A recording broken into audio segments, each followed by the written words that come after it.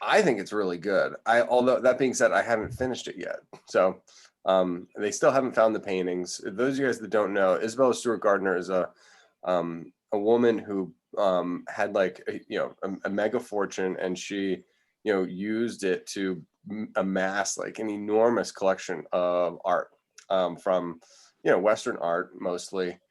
She had Rembrandts, Holbeins, like everybody, and she built kind of at the time it was the suburbs of Boston. She built an enormous museum. She had collected architectural elements from all over the world, sampling like they had a huge internal rotunda garden area in the middle, and then all of the collection was in like a four-story ring of galleries. And I've been there a number of times, and you get to this one gallery and there's just picture frames on the wall, where paintings should be. And it was from this heist that happened in, I think, 1990. And, it happened on the Sunday after St. Patrick's Day. And these two guys dressed as cops came in, and, supposedly, these guys came in, tied up the guards, put them in the basement, and stole, I think at the time it was like $200 million worth of art, and now it's like closer to like $1 billion. There's this the one Rembrandt seascape was in that. There's a Rembrandt self-portrait. Anyway, the Rembrandt self-portrait drawing that I gave was the actual drawing that he used to make the print that was stolen. And there's all kinds of weird anomalies, that's going on, like a lot of question marks with why they took the paintings that they did, what they were used for, where they are, what could, they were like kind of savagely, ripped out of the frames. I mean, they actually cut them out of the frames and out of the stretchers. So they were like a razor blade. And I suppose they rolled them up. I mean, I've never seen, I know that they're really brittle. A lot of these old paintings are on canvas, but they're still really brittle. So, with the varnish that they used, who knows? Maybe it was, smooth enough to roll up. But anyway, the art is, it's really interesting just to see the ones that they took. And like, it kind of made it seem like, well, in my opinion, they didn't really know what they were doing. Because this Rembrandt drawing is probably like, I don't know, we'd probably go for like Rembrandt self-portrait pencil sketch, maybe $100,000, something like that. Like, and the etchings at the time were like, you could have probably gotten that etching for like $5,000 or something. They just didn't have, an enormous amount of value. And then they also tried to take a kind of like a Roman style eagle from the top of like a, just like they took things that had like enormous value, and they took stuff that didn't have like hardly any value at all. Anyway, it's like the whole art heist thing is fascinating to me. I think I saw a guy from the FBI talk back in 2003, and a lot of the stuff that gets stolen, it's not like you can like sell it in the open market. I guess I know. That's why I never understand why they steal them, because you can't sell them. But you can use them as collateral for like the illicit trade. If you're like dealing in weapons and drugs and True. people anyway, like they do have still value in the underworld. There's a scene. Yeah, there's always a black market. That's true. And but like, then, you can't call or have anybody over and say, look at my Rembrandt. Right. Unless you're like a Iranian, Sultan or something like that. In 2020, a Rembrandt self-portrait sold for 18.7 million. A self-portrait painting. It just said self-portrait, so that's what I'm assuming. It's the painting. Yeah. Which one are we going to draw? This one is on the same page. This is the warm-up. This is this elephant. Did all the images come through, by the way? Yeah, I like all four of them. I know. Well, so then we'll do the self-portrait because I've got a bunch of my kids are really trying to get into face structure and eyes. Yeah. And so anyway, so that's been kind of like on the tip of my brain. And then I was like, and then Isabella Stewart Gardner was so interesting. And I was like, well, if you're gonna like take something into your person, meaning if you're gonna steal something, if you're gonna study something, um, you know, it's more valuable to study the drawing than it is the print. I mean, the print is just a derivative of the drawing so that you can sell more copies. And so basically we have something that's like infinitely more valuable than the print. And I thought that it'd be nice to take that in, almost one up the thieves. It's like, oh, see if you can have the etching. We'll take the drawing. So there's that one, and then with the camel, I haven't really drawn that many camels. I have a feeling that the anatomy is going to be similar to a horse, which I think is fun. We'll like compare it to the horse anatomy, which I know pretty well, and look at those little derivatives. And then it looks like it's a piece that's just like so ripe for color. And I haven't used my color pencils in a while, so I thought I would maybe do that in color. If anybody has colors, we could just have fun with the camel. And and have it be kind of easy. I mean, the piece is kind of ridiculous. It's like a two-humped camel, and I don't know. I think it looks more fun, and I think it'll be a little bit more laid back. So should we just dive in and see where we go? Wait, Yeah. Trevor, do you have like room to record that on your phone? Because maybe like if you record it, I can record mine and duet yours with mine on TikTok. Oh my God, that'd be awesome. Yeah. Let me see if I can. Yeah, I think it should be fine, actually. Are you We are recording. What's that? Are you using the webcam? Oh, sorry. Yeah, can you see it? Yeah, yeah. Yeah, Maddie, I have my new one, but the new one requires this epic arm, and then Maddie lent me her. It's called the hue, which is also so cute. The cerulean hue of this thing. So I found out that this one is nice if I bump it. See how it like shakes a little bit? Yeah, but you can Careful also of the bumps, which I don't have to. the- And what's that, Matt? you can change the focus. Yeah, and then you can focus on it. And once I figured that out, I was like, okay, my day is great. Yeah. I'm glad I could help. Yeah, it's a big one. This one is so interesting because the reproduction. I just got this new Rembrandt book. This is from the new Rembrandt book, and you can zoom in so far that you can actually see the little pixels from the printer, and it actually throws it out. It almost throws off the thing a little bit. All right, so you want me to video it with my phone? Yeah, in time lapse, and then I can like duet it, and I'll be like, oh, student, and then teacher label. You know what I mean? Like. Yeah. I love that idea. If I put this here, put that there.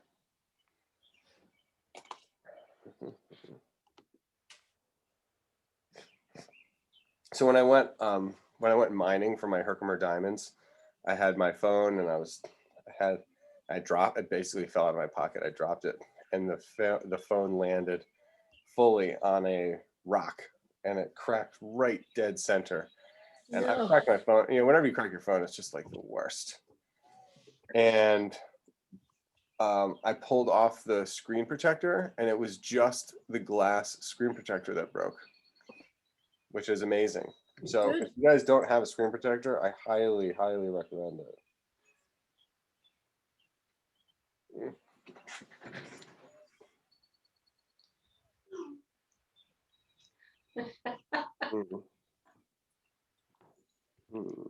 Oh, I can do it on this side, I think.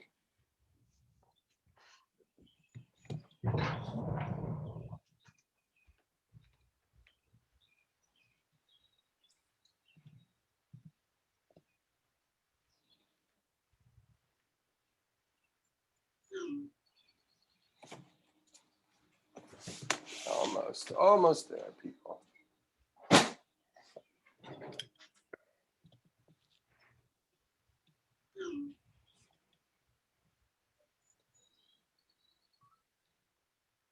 One of my buddies lives his life with no case. No case. Can you imagine? I just got a case for mine, and I didn't have a case for like a couple months, and I have like a spinning bike in my downstairs basement, and I dropped it on the metal wheel of the spinning bike, like on its screen, and it didn't crack. And I was like, oh, I'm so lucky right now. Yeah, I mean, if you think about it, the phones are designed to break if they don't have a case. That's like it's their purpose. So they sell you the case, and then they sell you the broken phone if you don't buy a case. That is very true. All right, here it goes. So I think all I have, Maddie, is the only thing I'm going to be able to do is videotape the drawing, but that'll be okay, right? Yeah, that's all I need. Do Yeah, you want it in time lapse or regular? time lapse, please.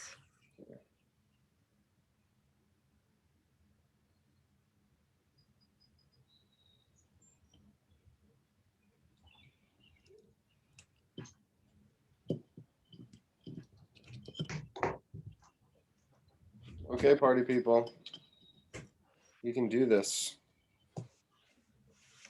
No, we can do it. I actually did a little. I didn't cheat. It's not cheating, but I did do a sketch. I did sketch it already. It's a super small one. Oh my god! I can fit my hand through here. All right, so I did a drawing of, what was it? It was an elephant by Gustave Moreau. I did it for one of my lessons, and I think we should do it the same way. And I started from the very top of the head. You know how you can start with like the circle or the hole. I guess we should do that. All right, we'll start with the circle. Only because I know that it's the right thing to do. I'm just trying to do things right. And then that will make sure that it fits on my page, and then it's also on your page too. I'm not going to be able to do the body on this piece, but we will do. I'll slide it over and I'll be able to do the body. But what we did is that you want to think about he gives us the center. So that's like the easiest thing in the world. And these elephants have these two orbs on their head. So once you find the center, it's going to come up, and then we're going to come back down the round part. So we have the top of the head. It's really like a shelf up there. It's a really flat head. You think about it as round, but it's flatter than it is round, and then it hooks back. So just in the very beginning, we have the forehead, where the bangs come over, and then it hits this edge, which is really close to the top, and then it heads back. So we should move over slightly and then get the silhouette, because that is the same orb on the other side.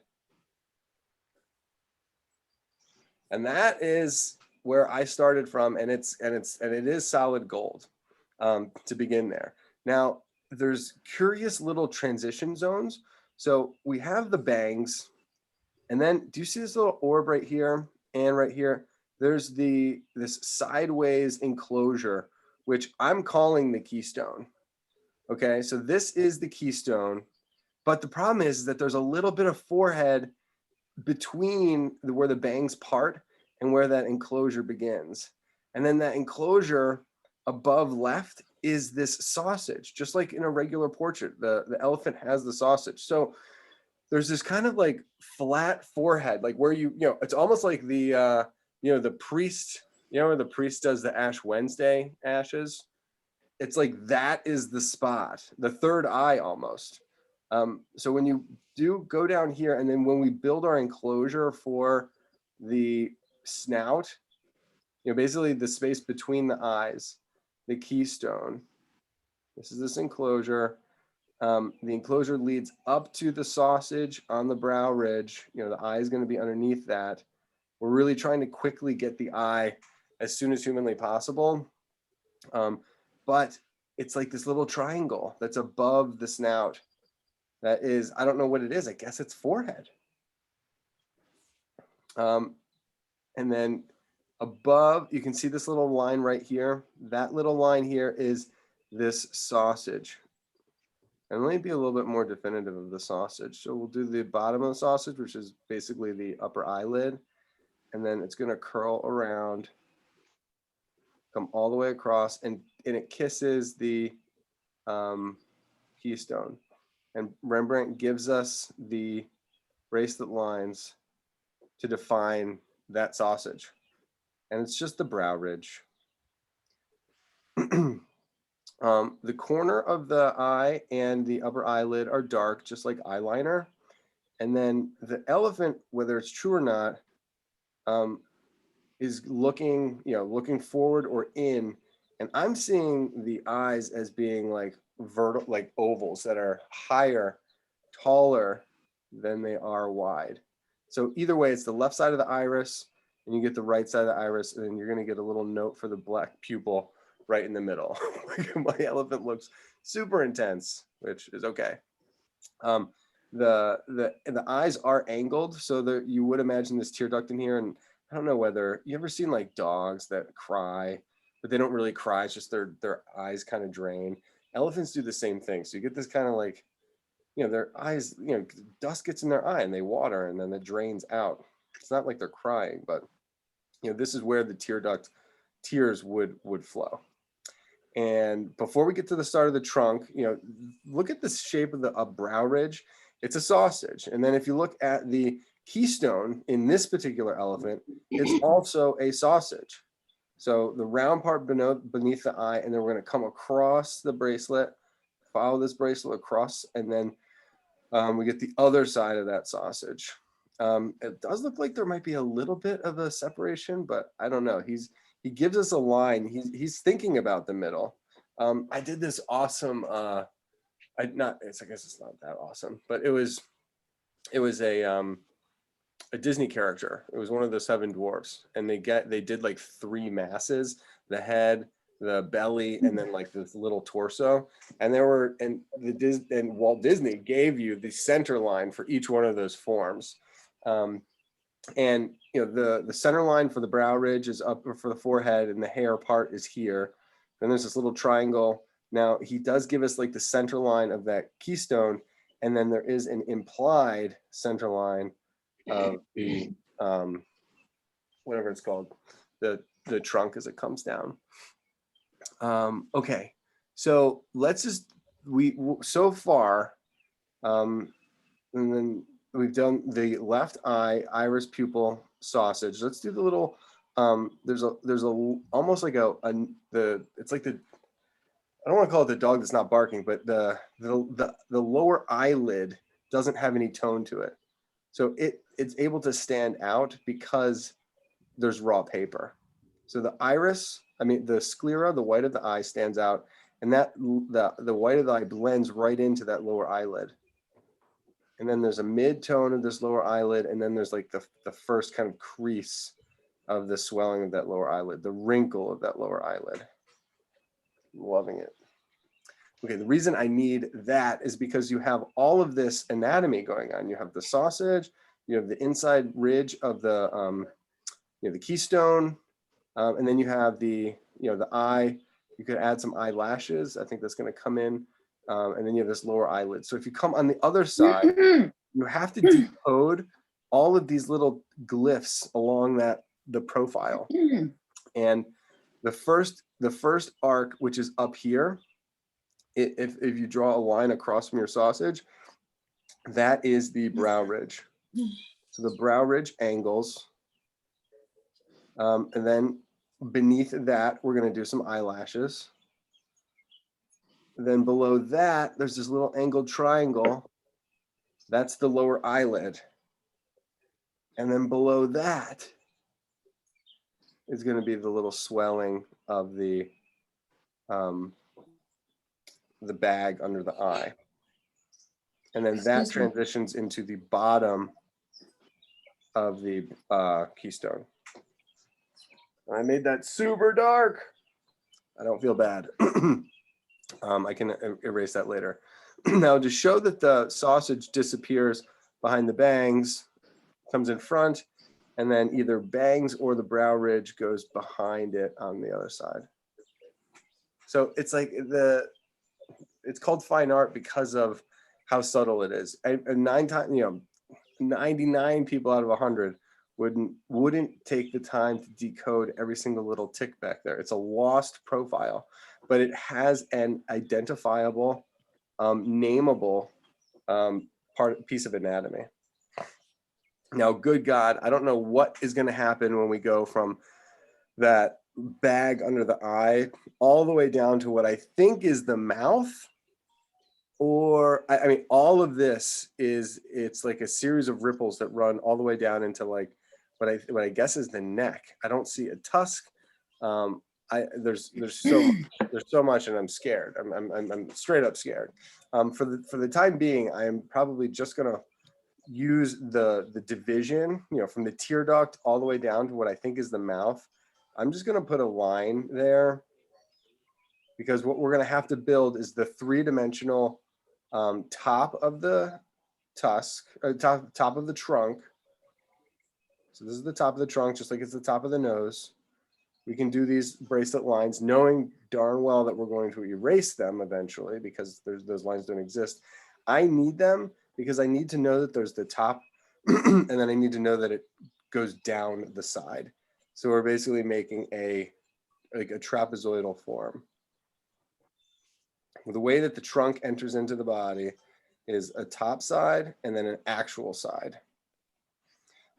And real elephant trunks have kind of like a textured flat bottom of the trunk.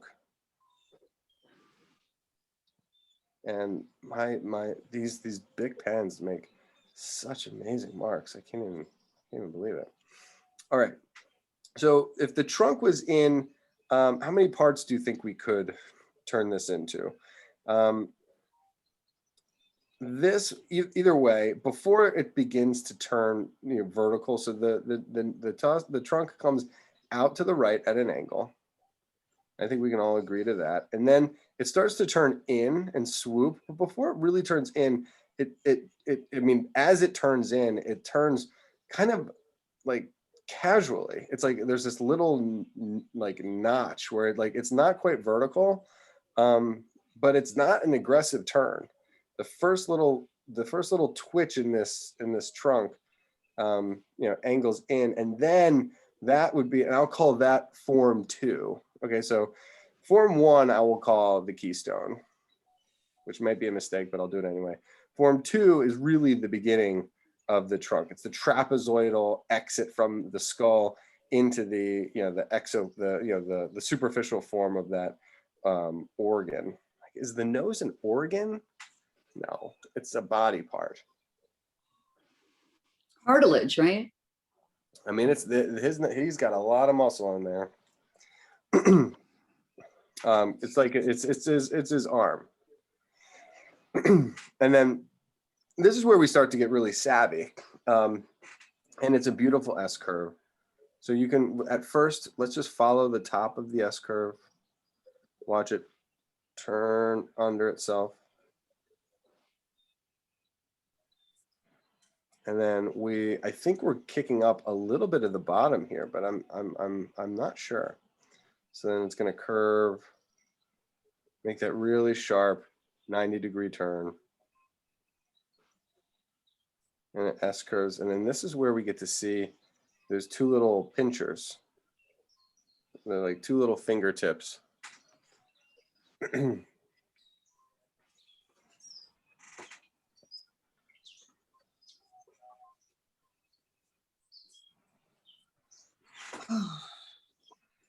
So let me know what you think. I mean, is he holding something? Or is he drawing drawing at a different, a different lengths? So this is how I'm seeing it. I'm seeing it end. He's got the bracelet lines that run this way, bracelet lines that run across. Oh, good question. And it curls under itself. But then there is an extension. Yeah. It's almost as if he was moving or swaying, as elephants can do. And he was trying to get it from a couple different angles at once. Yeah, Yeah. totally. It looks like it's too long though. Right. So, well, I find it all kind of confusing. Like, I feel like he doesn't understand whether he's doing tusks or a mouth. And then down at the bottom of the trunk is a little bit bewildering too. Yeah. Oh, yeah. I agree. Well, let's just keep going and see what happens. There is a really nice layering effect that he gets that he uses over and over again, which I think he's going to use kind of aggressively in the neck and where the mouth is. But we have this. I mean, we could start from here.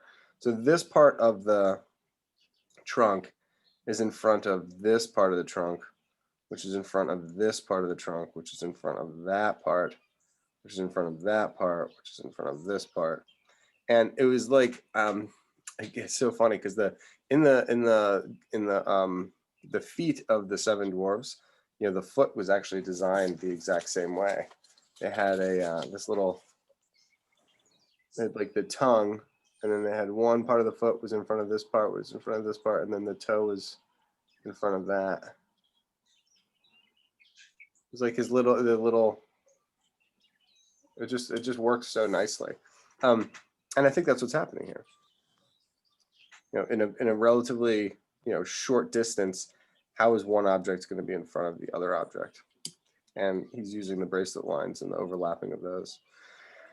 All right, I'm going to leave that in here. Let's see if we can get to the ear, which would be nice.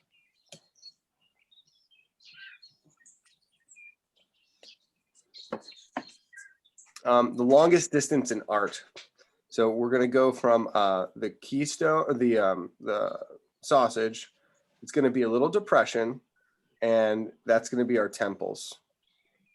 And then the temples, go all the way back until you get to the base of the ear. I'm going to move my ear in a little bit because I don't really have a choice if I want to fit it on this page. So let's just make the ear a four-sided form. So we'll do the length on this side. We'll get a flat top.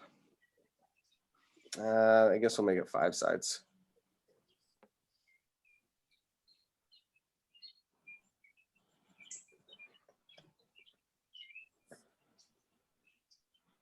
So we're going to go from the corner of the eye, we're going to follow the temple.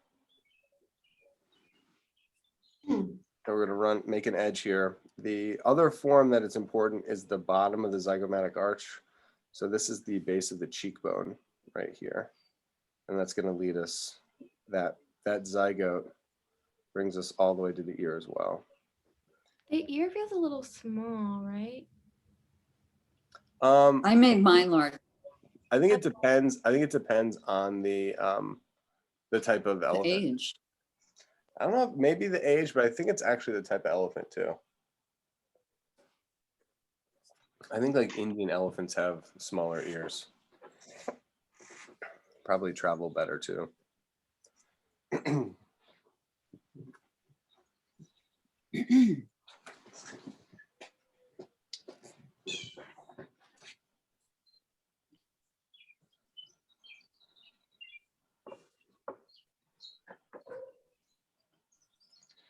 Yeah, it failed. The time lapse video failed, Maddie. I'll do another one. That's okay. That's okay. I'll do another one for real. No. If you just you can do another recording. Just continue off of now because I can just stitch it together. Okay.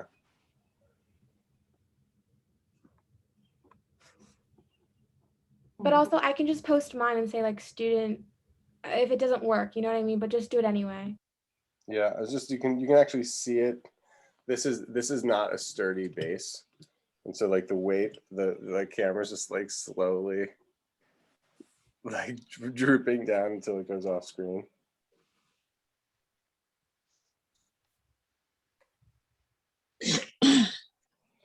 My nose turned out bigger than I expected, and I had to enlarge the whole head. Thank goodness for pencils and erasers. Yeah.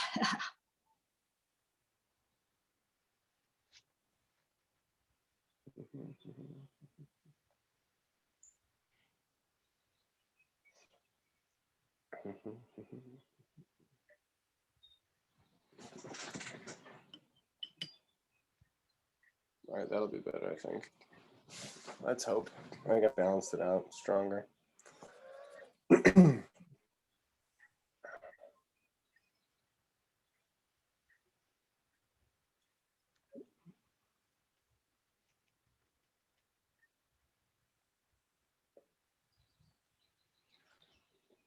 One of the best parts of the picture. I mean, the painting, the drawing is the light source is coming from the right, the upper right, and the cast shadow of the elephant's ear is so good. And I am with my page angled like this, I can't include it, and I want to.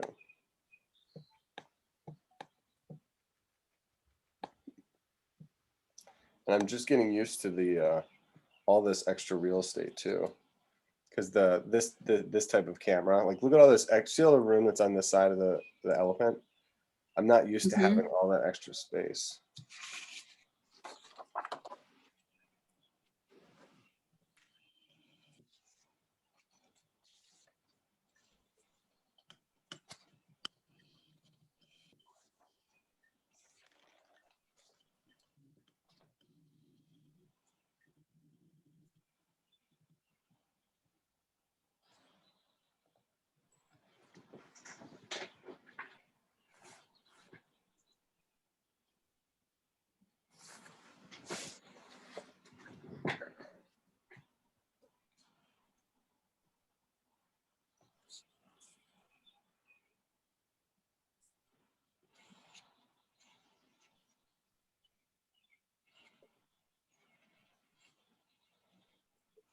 I am so enjoying this.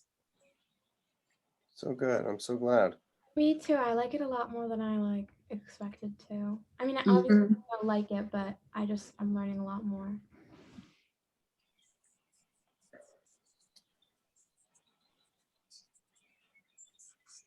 Oh, look at all that extra room. I'm so happy. Okay.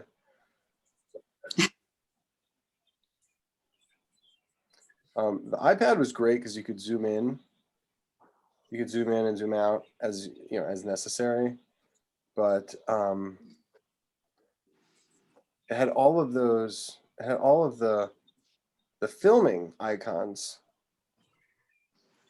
and the filming icons made it really unappealing, and cropped the picture enormously.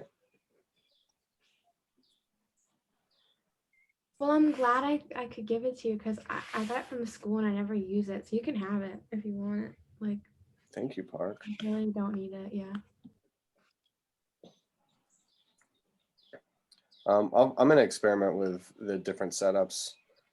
And I when I get the one that I have, and that has this control arm, which I think is much more stable.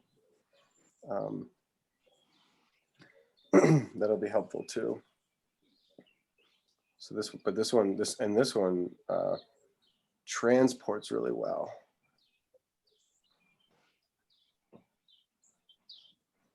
Well, that's got to be a pleasure. It's just an upgrade.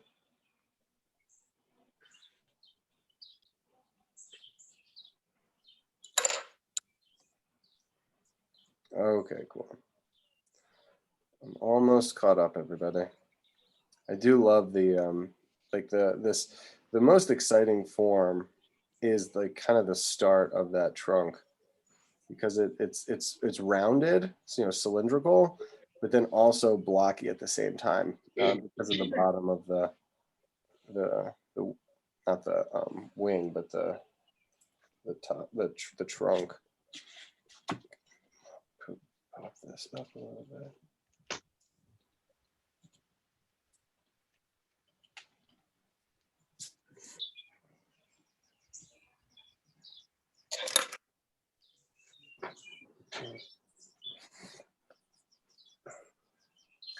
And the identifying the initial curve is also kind of fun. But I mean, I really do think that and it needed it. The picture needed, the trunk was so, almost stiff and blocky initially that, having this, gestural S curve and all of the wonderful bracelet lines of the trunk. Like, look at that. Look at the bottom of that trunk is just the best. It's just the most beautiful line. It's so, like musical or whimsical. It really captures the movement.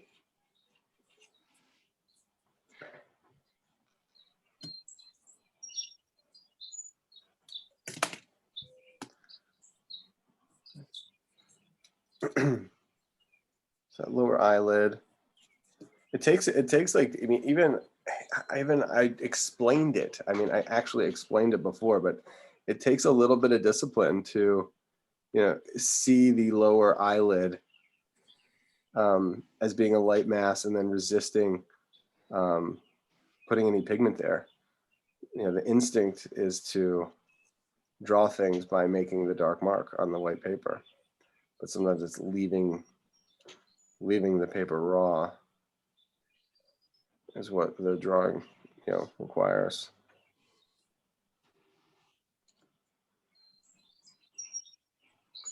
So Okay, Trevor, what is that? The markings just below the end of his trunk, right in front of his kneecap. Yeah, What I is, mean, is he that's holding that's what I've been, kicking around in my mind. It looks like I he's. think he was just trying to. I think he was trying to solve the movement issue. Oh, okay. But I mean, he may be holding something too. Well, that's what I was thinking. Yeah. Like what? Like a rag or something. Like if there's Yeah. like a piece of. I wanted it to be water, but it looks like he's holding. And what else would an elephant be holding? I mean, other than food. I Right. don't know. I don't know either. Okay, so lower second wrinkle starting to end. It seems like the bottom wrinkle underneath the back of the eye, and then there's the second dark wrinkle that seems like it S curves. It like wants to enter into the trunk, and then there's the third one that, and you're not going to like what I'm about to say, but it it almost looks like the corner lips. Like I feel like there's like, imagine this is like the opening and the mouth is like a little bit above. Like, could the trunk come out from those lower lips? And then beneath that is the beginning of the double chin. And then beneath that is a very loose, almost a loose skin. I'm just trying, so say it again, Maureen. Yeah, that's exactly what I thought. It looks like an older elephant with just really loose skin around the chin and mouth. Yeah. So, and I've said, I say this in my classes all the time, and especially when you're doing anatomy, there's a thing where it says, draw what you see, but know what you draw. Yeah. So when you draw what you see, I mean, any one of us can sit here and, there's an S curve, and then there's a little dot with a notch, and we can abstractly copy the lines. So draw what you see, in that you have to copy the lines, but then know what you draw, meaning you have to identify a name or a description or almost like a scientific explanation for the marks that you're making. So it's both. It's like, it's like you draw what you know, and it's been this like constant battle. It's like, between drawing what you see versus drawing what you know. And kids, when they draw, they'll draw what they know, meaning they make symbols. Like they'll say there's a tree back here, and they look out into the world and they're like, oh, it's a tree. So then they draw this symbol for a tree, and it's like, oh, sorry, I gotta drop it down. But this symbol for like this pine tree. So in one sense, you have to, at a certain stage of the drawing, you have to, know it before you see it. So when a kid draws a tree, they look out, they see a tree, and then they're not drawing what they see, they're drawing what they know. So then you have to train your eye to look at the thing almost abstractly, and then draw the dark marks. And I'm looking at this beautiful pine tree out there. I might do this later. So you draw the lights and the darks and the directions, and you develop a code that stands for the observational abstract element that's visually stimulating your brain. Then on top of that, you add more of what you know. So you can name the tree, you can name the branch, you can name the bough, you can name the type of the type of pine cone. So you actually you then refill your brain with more knowledge. So you draw what you see, but then you know what you're drawing. So and that is all part of this process of learning to see and learning to work in the language of art. And so you can really rely, when you're drawing the figure, you can just rely on what you're seeing. I mean, you can spend 4 years of art school, not learn a single name of anatomy, and you'll make a pretty good representational drawing. Is it going to look like Da Vinci? No. You could go to 7 years or 10 years of medical school and learn every piece of anatomy and like try to draw a person, and it's like, are you going to make sure all the parts are there? Yeah. Is it going to look like Da Vinci? Like, no. I mean, you have to have observational ability to draw abstractly, and you also have to have the left brain. That would be right brain, mark making, toning, vocabulary, and you also have to have left brain explanations.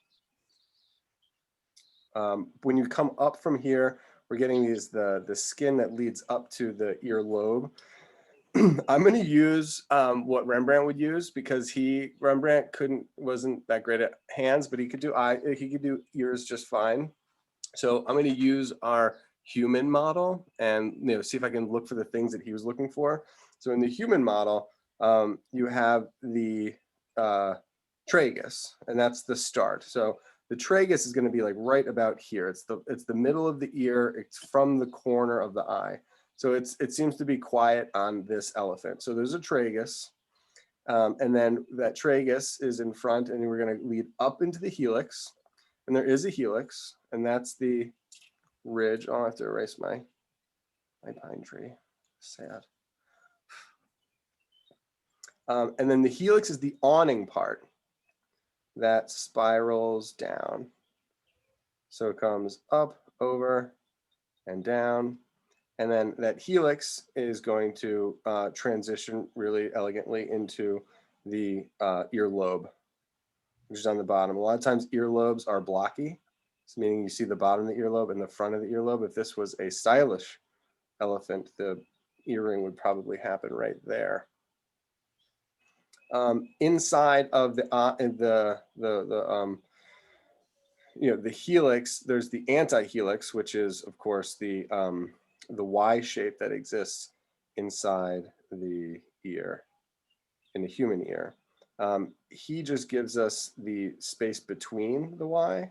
You can actually see it. It's like that little squiggle. That is his representation of the anti-helix. So because it's an awning, we can show that there's the part that hangs over, and it throws a little bit of a shadow. So this is kind of bad in the sense that my ear looks almost too human, because in my brain I was applying human characteristics. So I need to combine what I'm observing from the available information of the elephant ear, and so I'm going back to what I'm seeing, so I can make it look more like an elephant and not like a human ear. So I'm kind of like, starting from what is known, which is my experience with human ears, knowing that this guy is a mammal and has a lot of the same anatomical characteristics, and then that ear stands out from the head, and the light is coming from up above. So again, we're getting shadows underneath the helix, we're getting shadows underneath the anti-helix, we get a little bit of shadow underneath the lobe, and then as the neck cuts under into all of that wrinkle area, I'm going to tone that down severely.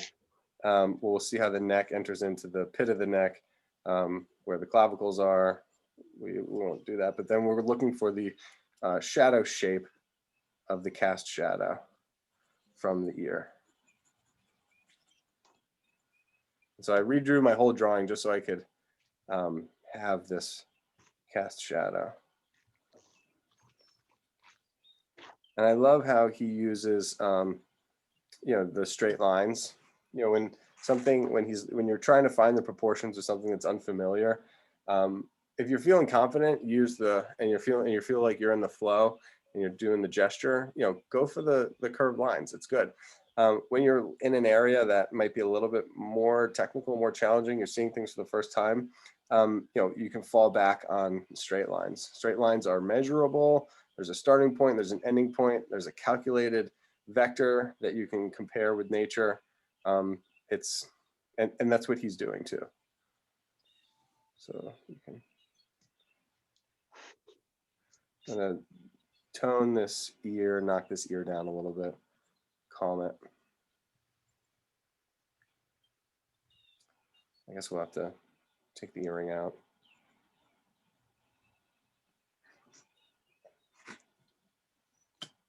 Awesome. So this is where I guess the other part that you can, should we do the legs? I don't know. The neck, this is like the double chin, and then you can see how the neck comes in, and there's a notation for the pit of the neck. And it's an important bony landmark in people as well. And then below that, you get the sternum and the pectorals.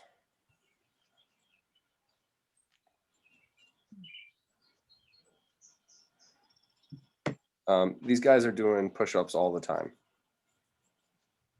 Yeah. One way of thinking. I can't even make, sorry, I can't even make that part of the body out. Yeah. Well, now maybe.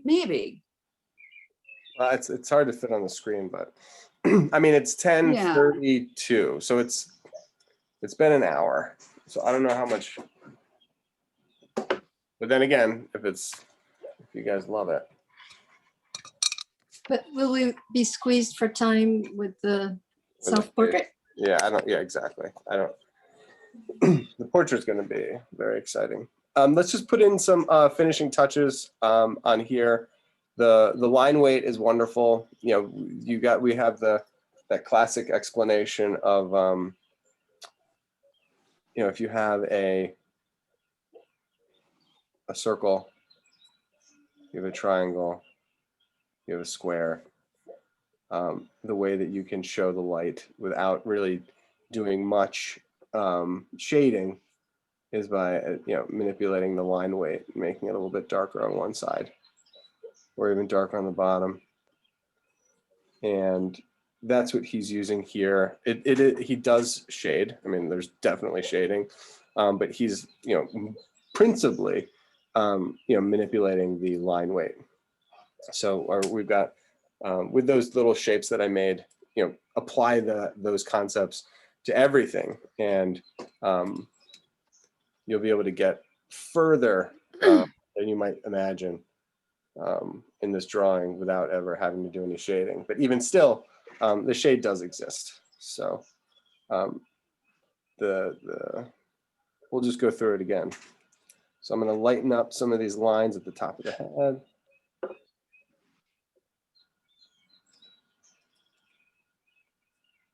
There's I think these are bangs.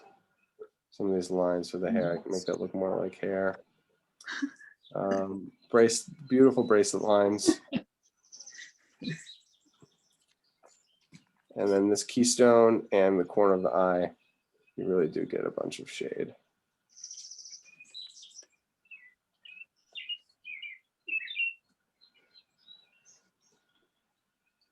Stephanie, Yes. this reminds me, I mean, when I first saw it, it made me think of your mark making. Interesting. Like especially like under and around the ear and around the eye. Yeah. Yeah, kind it's meant as truly as a compliment. Thank you. No, I appreciate that. It's sort of that frantic sort of. Well, I wasn't inferring that. No, I am. Because I have a hard time, looking at it, like taking it apart the way Trevor does. I just start like scribbling. So it's good to hear him talk me out of my right brain, Right. tendencies. Well, I also think there's a nice freedom in that. I mean, I know for myself that that's a hindrance. So when I see that in others, it's very like, oh my God, how do they do that? So yeah, I look at yours and others that are so well just thought out and elegant. Yeah. elegant. And then I Yeah, go, wow, how do they do that? Right. Stephanie, I agree. I make harsh marks and oh, well, that's nice too. Yeah. That's nice to hear. Yeah. Just different gods. Right. Channel your inner Rembrandt. Right. Or you're And the thing is, everybody is on the spectrum, so there's, and sometimes it's healthy if you're tight to loosen up. Sometimes if you're too loose, Right. yeah. you gotta Toulouse-Lautrec. tighten up. You can be loose, but you can't be too loose. That's my favorite.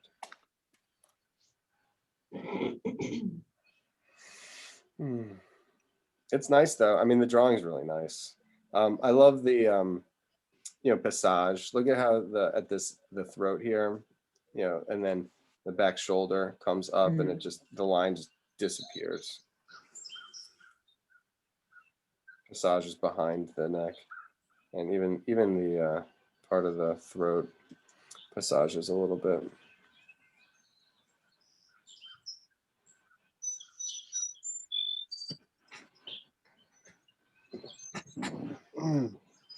That one's better. That was good.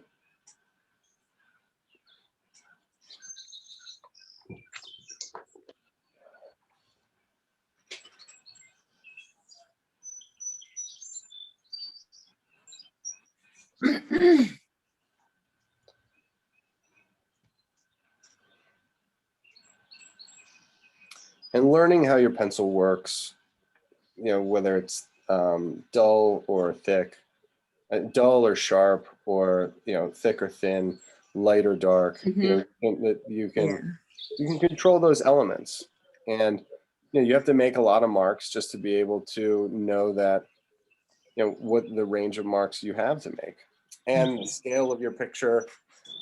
Is this a small? The tip of my pencil is is different relative to the size of the sketch. I mean, the little sketch that I hope I can find it. The little sketch I made as a little pre-game warm-up. Here it is. I guess it's not that different. Not that small. How neat, how nice is that? God, that was so good. Very nice. So it's I like this. Really like the straight lines that you use. Right. There is a nice shade underneath the sausage that I think is like really vital. The eye, that far side of the eye almost blends into that cavity, and pushing that back in and pulling out the brow ridge it works. It's really helpful. And then by darkening that area around the iris and the pupil and that socket, it makes the shape of the sclera, little shark fin shape, stand out even more. And that brings, more attention to it. And then the ridge on the far side of the sausage, is facing away from the light source, so that goes dark, and that kind of sets the tone. for the mid-tone shapes that are all on the side of the face. I mean, if you look at the, I don't have any tracing paper here, but if you were to break the whole elephant down, you know, in very simple terms, you would have a plane at the top of the head, and then you have a large trapezoidal plane for the front, and then you have a even larger plane for the side, and then it goes underneath here as well.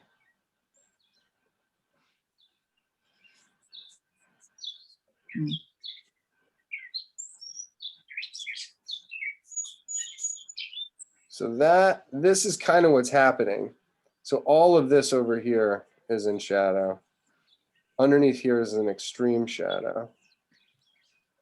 And then this side is in shadow here. And then you maybe get a little bit of an indication of the underside here.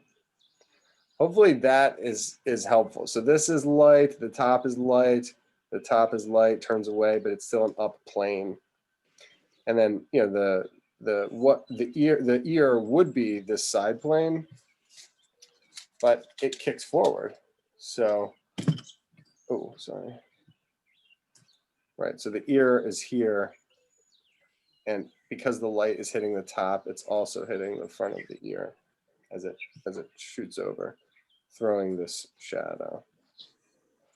Trevor, do you have the fast recording? Sorry. Yeah, this class is recording. And then so is my second drawing of the elephant. Yeah, if you send that to me, I can do it, like the duet thing. Okay.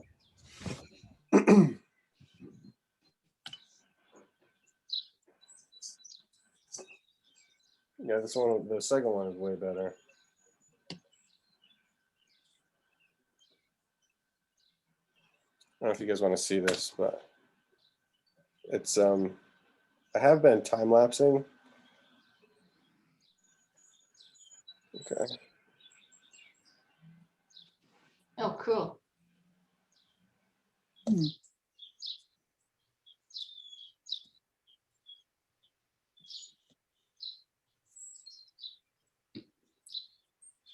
There's some poem that says that if you know, the existence of God would be undeniable if you were able to like see the cycles of the earth. Like if you could watch the earth in its seasons in fast forward and see the life and death cycles, you know, you would everyone would be a believer or whatever. And these time lapse videos, you know, is kind of like is similar to that. Whether you're watching, you know, the decay of a body, or you know, there's one famous one where it's like a fox in decay, and then there's another one where it's like flowers blossoming. You know, you can like watch the growth of grass. And then, anyway, it's kind of cool. I love those. So you want me to send that to you, Maddie? Yeah, it'll be really cool. I'll send you the full TikTok as well when I finish it as well. Okay.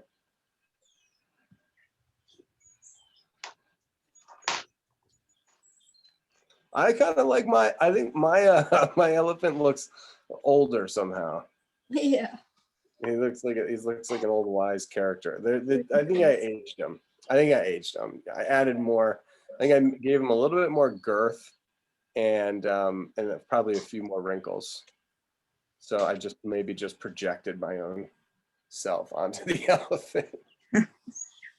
And I projected, mine looks a little younger. I projected what I would prefer to be. Mine just looks angry. Oh no. Are you feeling angry today? No, I'm not actually, for change. Okay, well, that's nice. Mine looks like he's laughing. Aww. A happy elephant.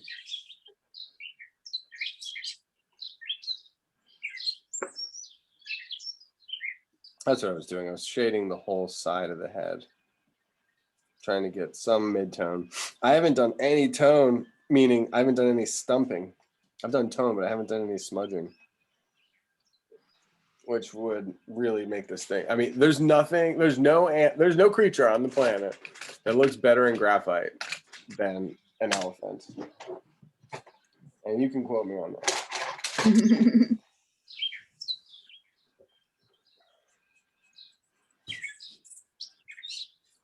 Oh man, so pretty. So yeah, I'm just trying to soften up some of my. The problem is if you design it without tone, without smudging, I should say, it tends to go darker than you wish.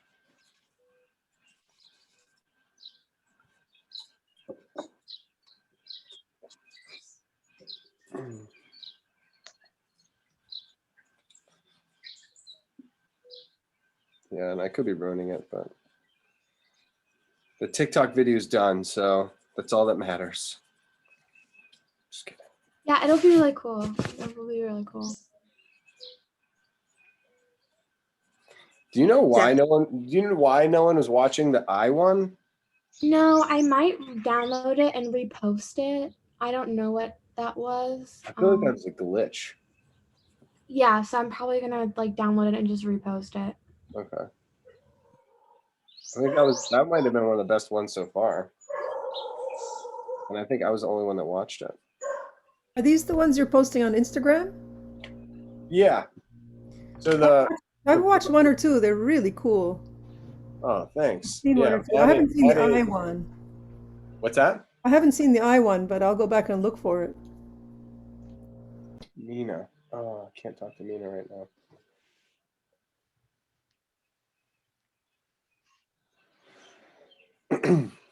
Thanks, Adele. Yeah, Maddie knows how to do these.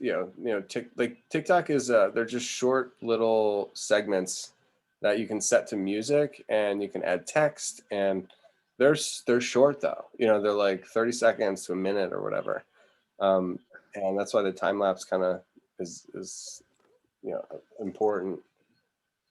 But they're really good for like little marketing pieces and like getting just like little nuggets of information, and hopefully people will sign up for regular classes.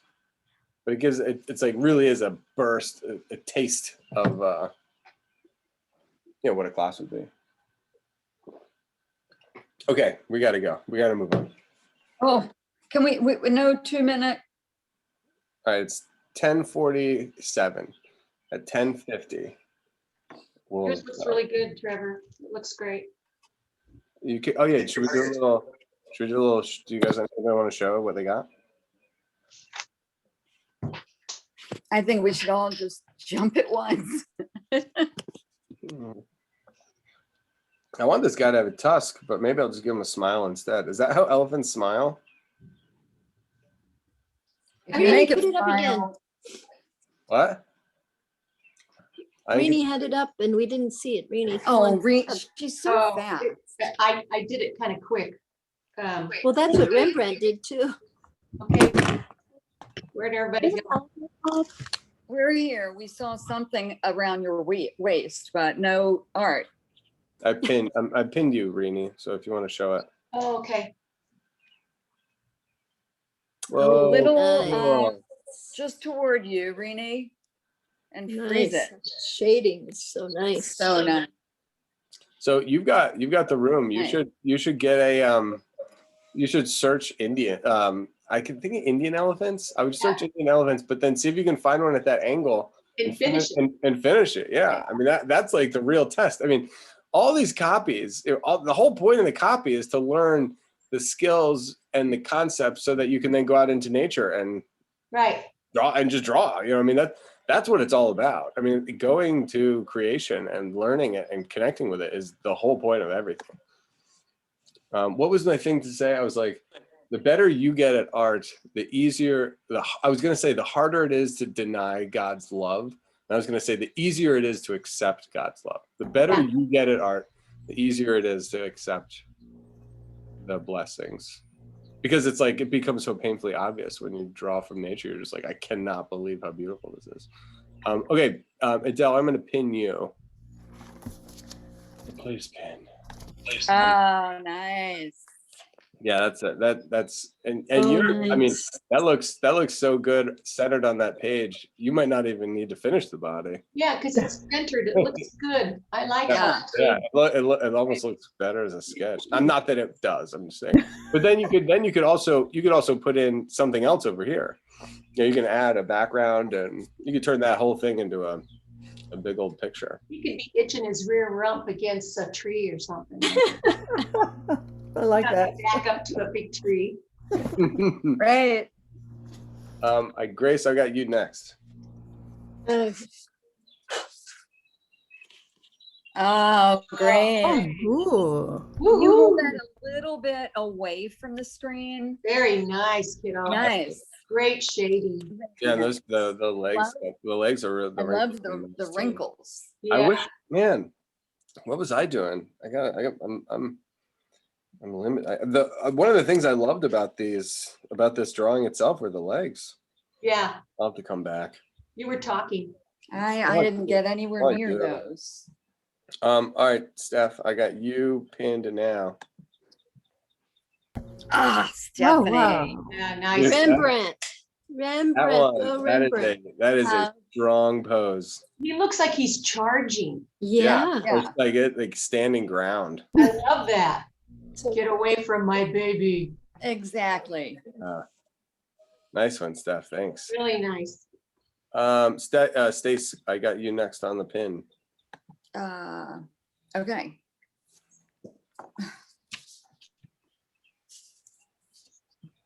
Oh, nice. Yay.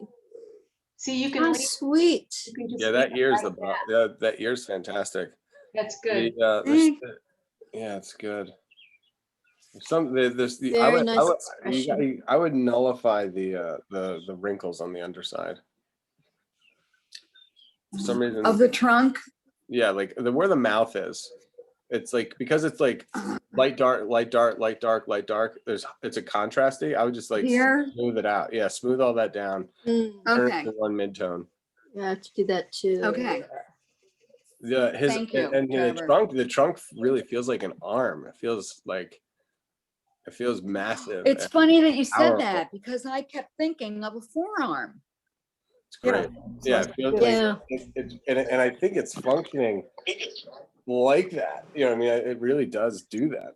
You know, it has like that little elbow.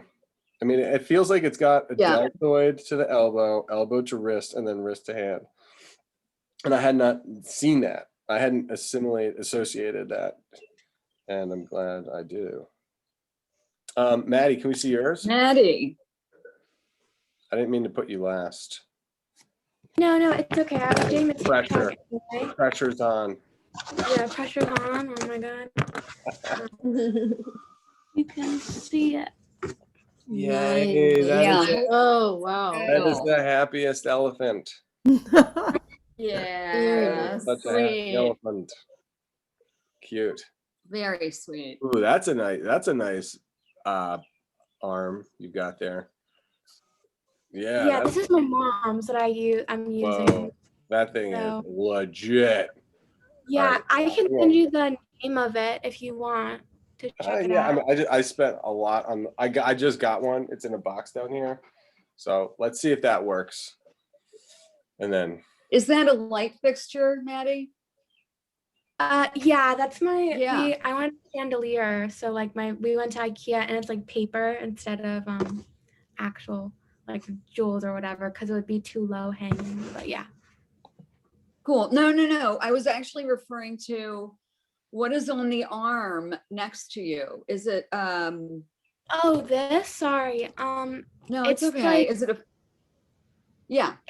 You hold your phone here. Like I don't know if you can see. Oh, You hold your phone. got Sorry, it. I was not. no, that's okay. That's okay. I do like the fixture. Yeah. Thank you. all right, y'all.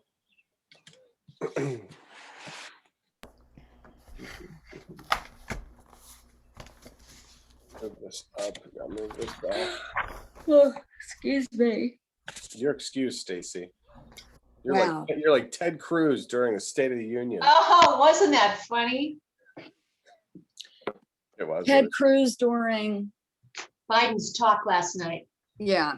Yeah, he fell asleep. He's such a piece. Yeah. Well, all you have to do is dim the lights and I'm out.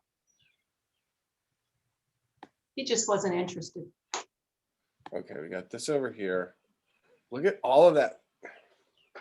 It's so interesting how it looks like. Can you see the little tricolor pattern on the like that? The I don't what? see any color. There's no color. Okay. Yeah. And maybe it's just my screen, but see this little, do you see a little checkerboard pattern of like high intensity green? Kind No. of. No. Okay, I good. only see black and white or, shades of gray. How many shades? 50. Right. About 50. That was good, Trevor. Thank you. That was good. I really like his mark making that's very heavy and straight lines toward the bottom of the collar. Whoa, right here No, Yeah. or down go here? down. Yeah. Yeah,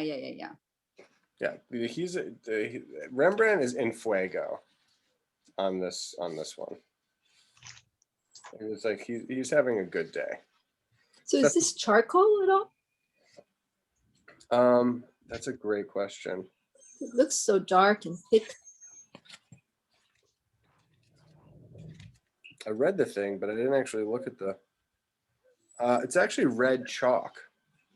Oh. That's fascinating. Archie. Okay, so look, can I show you the cover of the book? I wonder if we should do that.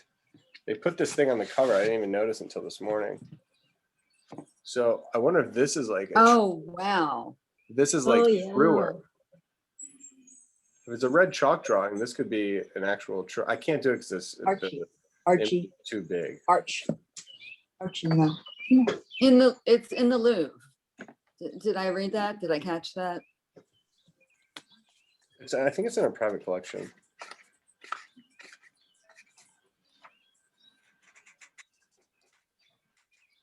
Sorry, not page 28, plate 28. So this is the info. And I guess there's two little sketches on the back. Can you tell him? I think this is the dude, Valorous Rover from Delft. I think this is the collection that it's in. Oh, okay. For just, Look how small it is. It's 5 1/8 by 4 11. Yeah, it's teeny. Yeah. It's a a teeny. deposition or lamentation. So I don't think that plate. I don't think that's included. Let me check though. Yeah, I don't. So this is the. They don't show the back of it. Sometimes they do, but not this time. Unfortunately, this is the showstopper. Yeah, the provenance is where it originated, not where it currently is. Yeah. And I'm also recalling that from that film that you had described in the beginning of the class. Yeah, so you're right. I mean, How important, this book is how valuable it is to have a provenance of any piece of art.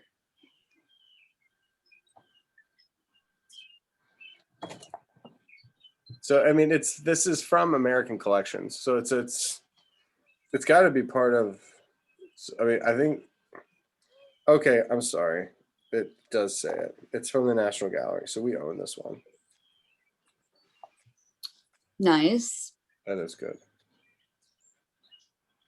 From the Rosenwald collection. I don't know if you guys want to take a screenshot of any of that stuff, but this is all the info we got. Okay. There's not much. I mean, they just say that it was used to make prints.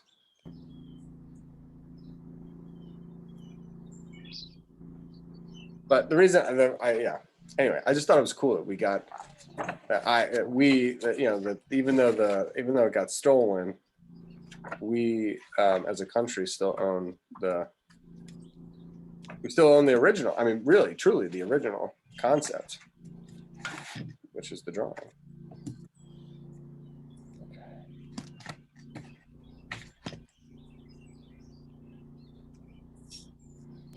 To me, it elicits such a different response than the cover. I agree,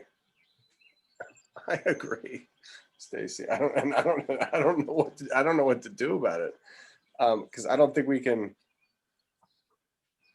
Yeah, I don't know what to do about it, because I can't fit the. I mean, I guess we should just take a field trip down to DC. There we have it. There we go. Smithsonian's opening up pretty soon, I think. What about the National Gallery? Do we know anything about that? I don't know exactly. I just heard that May 5th, I know. which is next week, things are starting to open up in Smithsonian, so that might be included. I don't know. I hope so. I really hope so.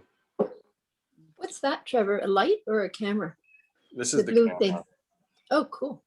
Yeah, it's just this little thing, and you're gonna let me make sure that you've got a little hand focus. It doesn't zoom. You rely on the arm, to raise it up and down. It's so interesting. It works. I mean, and it doesn't bump. Maddie still here? Oh yeah, great. Yeah. Should I time lapse this one too? Yeah, let's do that. I'm just trying to figure out how to duet this, so sorry. No, you're fine. I just don't worry about it. I'm just wondering. I just don't want to not do something when I should do it. And since Kristen's not here to tell me.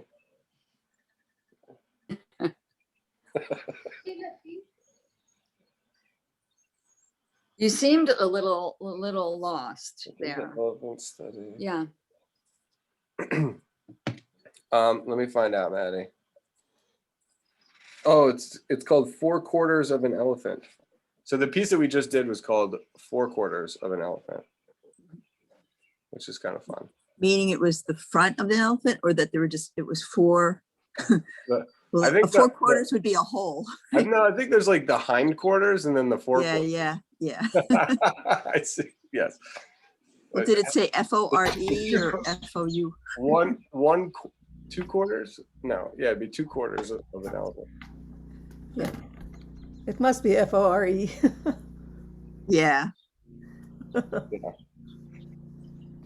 It is FORE. Yes, thank you, Adele. And then I put this piece of paper on here. This is like an irregular edge, because I used the regular scissors to cut it. I think it's going to be okay. Ugh. Okay, I'm scared. How about you all? That makes me so much more nervous when I hear you say that. I know. I'm sorry. Oh, don't believe him. I feel like if I come clean, You're right. If I come clean, it's easier to deal with.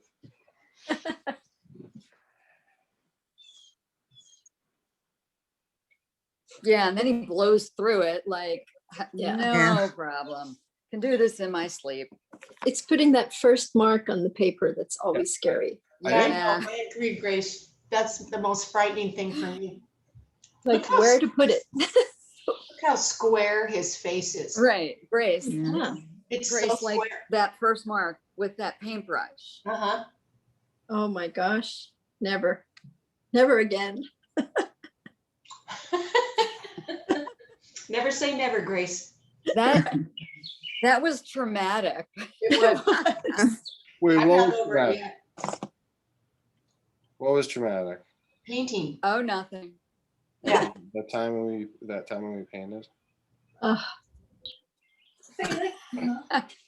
Painting it when you can't erase. Ooh, that is definitely frightening. You just have to wait until you just have to wait until you can paint over it.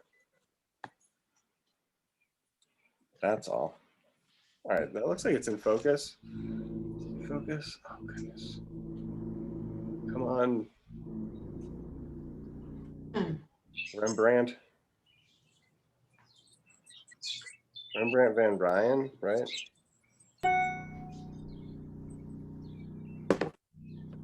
God. Oh God. Look at that hat. Oh, that hat's gonna be good.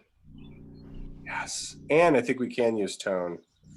Are we supposed to be seeing what you're seeing? Because I don't think I am. Oh no. Where I'm seeing you. you don't see the screen share? You don't see Rembrandt? Let's maybe I have to switch screen share. Oh, here we go. Okay. I just had to switch screen share. Ooh, thank There goodness. you go.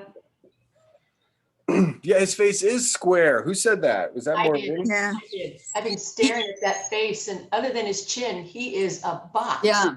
And even his eyes look kind of That's square. great. That is great news. Yes, Not great. we can start with a We square. can start with a square, exactly. We're not I'm scared down. anymore. Let's do it. Thank you, Rini. Really. Rini comes through. Okay, square it is. So glad I could add value.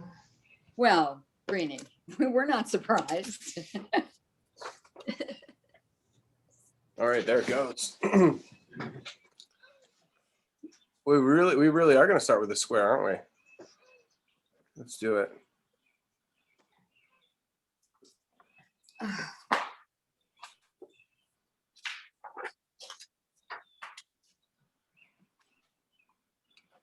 Yeah, that's good. Okay, so let's see how we can modify the square. So the bottom of the square we know is double chin's going to be here. So then the jaw comes up.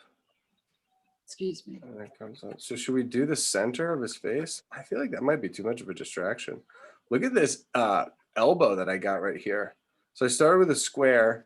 I put the round part of his chin because I think the chin is right here, a little bit to the right. And then I added this angle to the jaw, and I added this angle to the jaw. So we've got these 2 points. That's cool. Okay, so wow. He's got like a pretty well-formed chin, like big chin. And his lips are deceptively high. So I'm gonna just go see if I can place some of the features. And this is how you would draw any, like really any,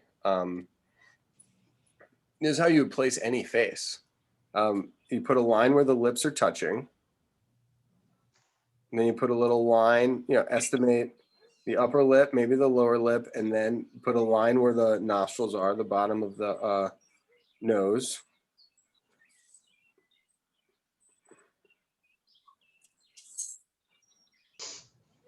And you get the, there's a shadow. You can see the shadow where the nose is a tricky thing because there's not really much of an edge unless the head is turned, and the head is turned to facing. You see more of the left side of the face than the right side. So there is allowed to be the far side of the nose. You get a line, and then that makes a an L shape or upside down L shape for the upper eyelid. Wow, cool.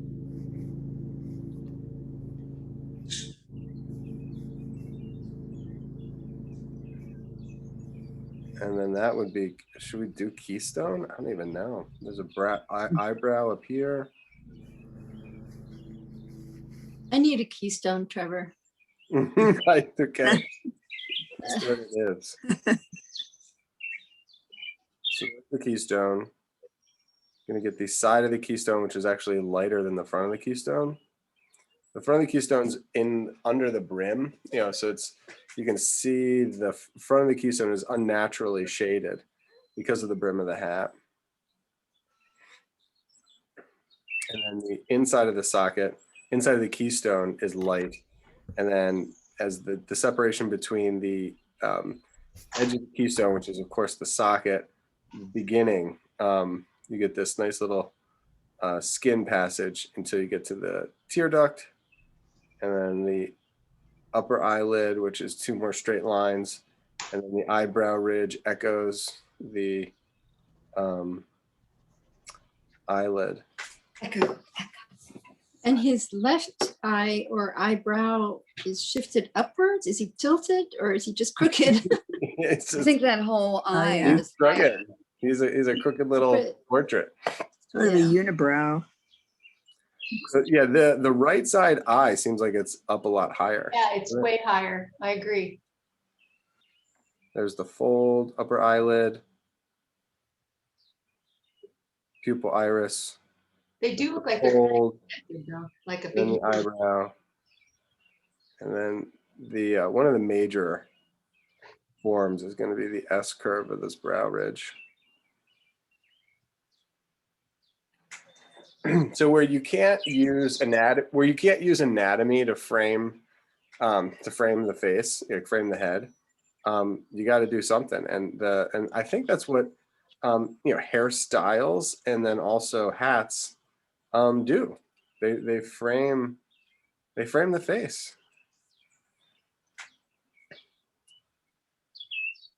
We've got the same technique that he used for the elephant's eye. He uses for his own eye, in that the sclera of the white of the eye turns into the lightest part of the upper eyelid, and then as he's using the mid-tone to shade the front of the eyelid, and then he gets the bag under the eye.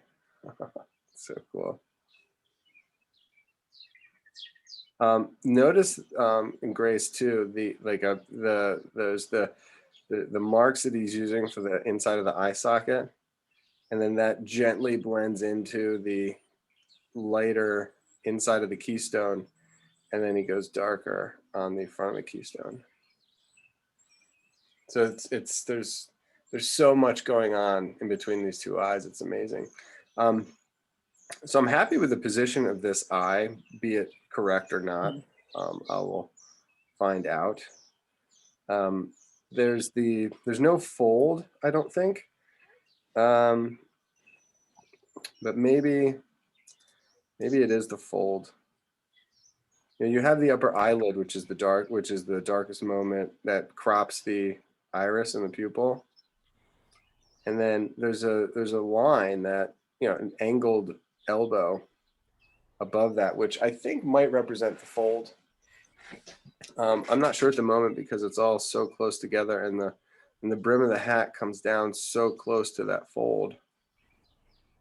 That the brim of the hat could, in fact, be covering the eyebrow. And not only is it covering for the eyebrow, but it might actually be doubling for the eyebrow. So I never thought of the brim of the hat as being kind of an active, replacement for a bold eyebrow.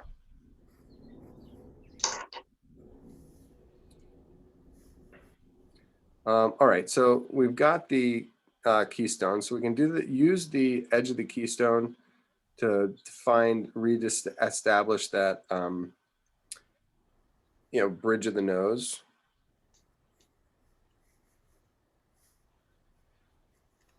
And then we have to find out how to get to the pupil and the iris.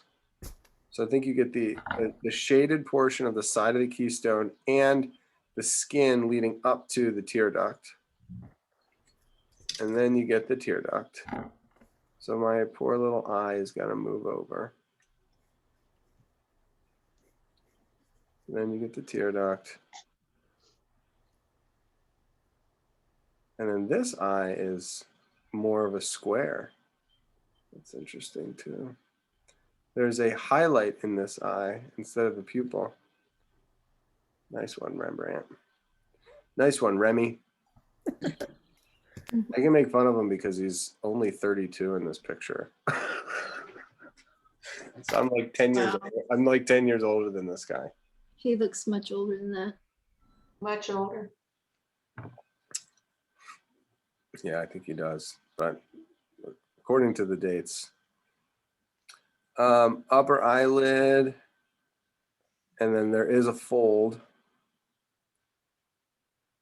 and then there is a little tone that links up the fold to the eyebrow, and that eyebrow is like straight across. I wonder if that's elevated a little bit. Who knows? Could be making some kind of look. He gives us very little to go on as far as the ridge of the brow, the sausage. It's very blocky, and he's trying to, unify in the same way that all of the irregularities on the elephant, that side plane. The light is coming from our left here, so the far side of the face is going to have to be unified with some kind of tone. So the definition that usually comes from light and shade in that form isn't really able to be shown because it's all in shadow. So the brow ridge, the temples as they come down. Now we can pick up a little bit of what essentially would be the sideburns, the side plane of the hair. The brim is casting a shadow on that part of the forehead. What I'm really desperately trying to do on this side of the profile is find the profile. This side of the face is attempting to find the silhouetted edge. So in a way, I've framed I've placed my features very loosely. I defined the side of the face, but I haven't defined what crops the face. And that idea I think is really important. And I found it up here with the hat. The hat's going to be really fun to draw. But the hat is what's throwing so much chaos onto our traditional process, because all the things that we look for, that whole upper portion of the eyes, we do get the traditional lighting with the bottom of the eyelid here, but then you can actually see the cast shadow from the hat, and it's making us knock down and become more subtle with all of the features that are on the side of the face. So, and that's part of what makes it cool. There's not many people that can do this, and he's showing us that. All right. So I'm trying to find the profile of the face, and sometimes you can't find it because it's ambiguous. And the example, of course, that we would go to time and again is girl with a pearl earring, the Vermeer. There's the ambiguity of a clear edge defining the profile of a face. It's never been better, I don't think. I don't hold Vermeer up as high as some might, but that painting, and as far as an example of soft edges versus crisp edges versus ambiguous edges, all packed into perfect representation of a transition of anatomy from the sausage down to the chin. It's really hard to get better. So when the forms turn away from us, you're packing in a lot of information in an extremely short distance, and it's always changing when you're looking at a person in real life. So the head, even the slightest twitch is gonna change and make obscure that silhouetted edge. So instead of trying to capture it, the artist takes multiple different views. And so when we follow from the profile of the face that we have up here with a hat where the sideburns come down, we know that there's a cheekbone. We know that there's the fleshy part of the cheek. We know that there's the transition from the jaw, the side of the jaw into the bottom of the jaw. But let's not necessarily make it one line. So there's this kind of undefined silhouetted edge. As long as we can name and sketch the thing, I think we'll be okay. So we've got the corner of the eye. We've got a slightly lighter tone for the eyelid, and the lower eyelid is defined by this little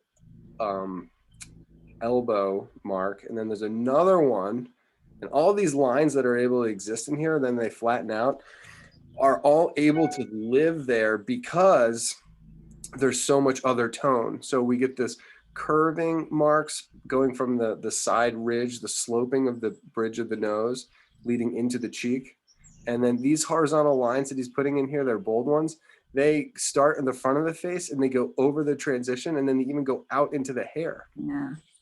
So he's almost hiding that transition. You get a line here that could be the cheekbone, then it's broken up. You get another one that could be the cheekbone. You have another line that's the hair. And in the middle of all of that, you get this harsh vertical, which does define, that the edge. So the hair is able to pass behind it. But then all of a sudden, there's another curve that comes in, and then there's another angle, and then there's another angle. So which is it? And it's the thing is that it's all of them. It's all of them at once. It's practically like a miniature cubist piece. All right, so that feels good. So that profile, I think, is going to be very exciting to come back to.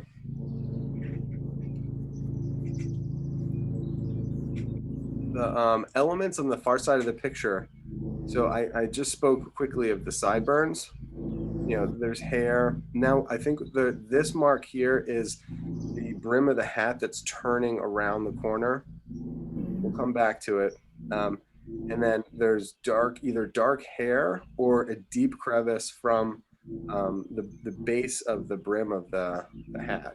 So if you flatten that hat out where it's hat, take advantage of the fact that it's a hat, because as it curls under, you don't know when it turns into hair.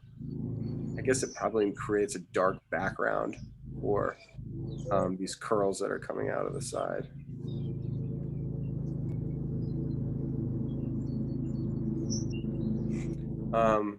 That was a lot of activity in here without even having gotten to the nose yet, but because of the hat coming so far out, we normally just have to find the silhouetted edge. We just have to find like the sausage, and then the temple, and then maybe the sideburn if that's a lot. It's not like we're ever going to see the ear. But here we have all this hair, we have the brim of the hat, and then we have the body of the hat. So it was a lot to get to the far side of the picture. I know it's in shadow, but we're gonna have to, deal with that. I'm going to, this longest distance in art, there's the shadow from the curve of the sausage down the temple. You get a little suggestion of the zygomatic arch, and then we get sideburns. And then we get the hair that covers up the ear, and then you get the ear, and you have all this other hair that's on that side. I think it's too premature to do that, but I did want to acknowledge that that's in our future. That's in the future. Cool. Does anybody have any questions at this point? My next plan, my plan of attack now that we've got the space between the eyes, we've got the top of the frame of the face. Now I really do, and I got the eyes to either side. I really want to go down the middle of the face to take us into the nose, take us into the mustache, the lips, the space between the chin and the goatee, the double chin into the neck. And then once we get the base of the neck, the collar is going to be great fun. We've kind of earned it. And then what we'll do is we'll take that chin, we'll go up the other side, and we'll connect it back to our original corner. And we'll go up this far side, and we'll be able to get into that ear. His collar is just it looks like a fountain or a staircase, like a curving staircase. It's going to be great. We've handled that before. I'm just realizing this now, but the Rembrandt didn't even like his face. I mean, he did like it. I don't say it. He just it wasn't hard. What he was impressed with and what he loved. Can you guys tell what he loved about this picture? It's all hat. Yeah. All hat.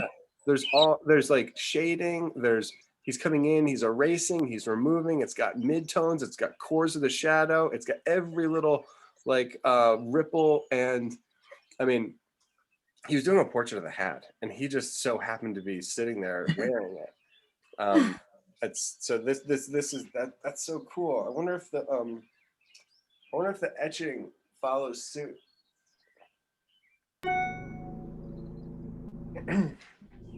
Yeah, so he did his face. He was forced to do his face, but that was just like I mean, he was just the model. This is a drawing about the hat. So let's get to that sooner than later. It's kind of Maddie, and I've talked to this before. Whenever you're drawing to get to the next phase, that's where you want to be. Meaning, the drawing isn't really the end point. It's the preparation, and it's so you have enough data to get to the point, which is the painting. And once you get to the painting, you know, that's where it becomes exhilarating. It's like, in a way, because the face can be intimidating, but we don't need to be intimidated by the face, because the face doesn't actually matter. What matters is the hat. So it's almost like we have to we get through the face to get to the hat, and that mentality of doing the face is less scary. It's like the right frame of mind, working on the early phase with the end in mind, working with the end in mind. So before I was like, I think maybe overdoing the face, but I shouldn't because the face is just so good. It really is good too. But the casualness of his face, it's just so familiar. I mean, he's done portraits. He's known for doing portraits. And this self-portrait is not out of ego. Well, this is the irony of it, is that it is out of ego, because he loves the hat so much and he owns the hat. So it's like he's almost flexing with the hat by doing the self-portrait. It's not his face that he's flexing on. It's how he's decorating the face. Cool. Okay. All right, so we've got the bone structure of the Keystone, and then we have where it pinches in, that hourglass, where the cartilage gets narrow before it widens out into the ball of the nose. I don't know what the geometric form that he's using, if he is using anything. Sometimes you can use a five-sided figure. Sometimes you can use a hexagon. You're really looking for the edge, the shadow side of the nostril, and then looking for the shadow where the ball of the nose moves away from the light source and goes into the underside, so that you can get the septum. And when you find that septum, then that septum can lead you to the nostril hole. And then that nostril hole, as we've done so many times, the nostril hole is the roll of toilet paper. So you come down and you find the septum, you find the hole, and then you give the thickness to the toilet paper, and then you get the side of the toilet paper with the perforated edges. So thick hole, cardboard hole, how much toilet paper is on it, and then the length of the toilet paper. So going from the ball of the nose into the under shadow side of the ball of the nose, that's being held up and by a pedestal of the septum, and then that septum guides you to the nostril hole on the right, and that nostril hole then guides the thickness of the nostril, and then the thickness of the nostril guides the side plane of the nostril. Same thing in the middle, same thing on the left. Septum into the teardrop side view of the nostril hole, the curling core of the thickness, which of course is in shadow, and then a slightly lighter side plane on that side.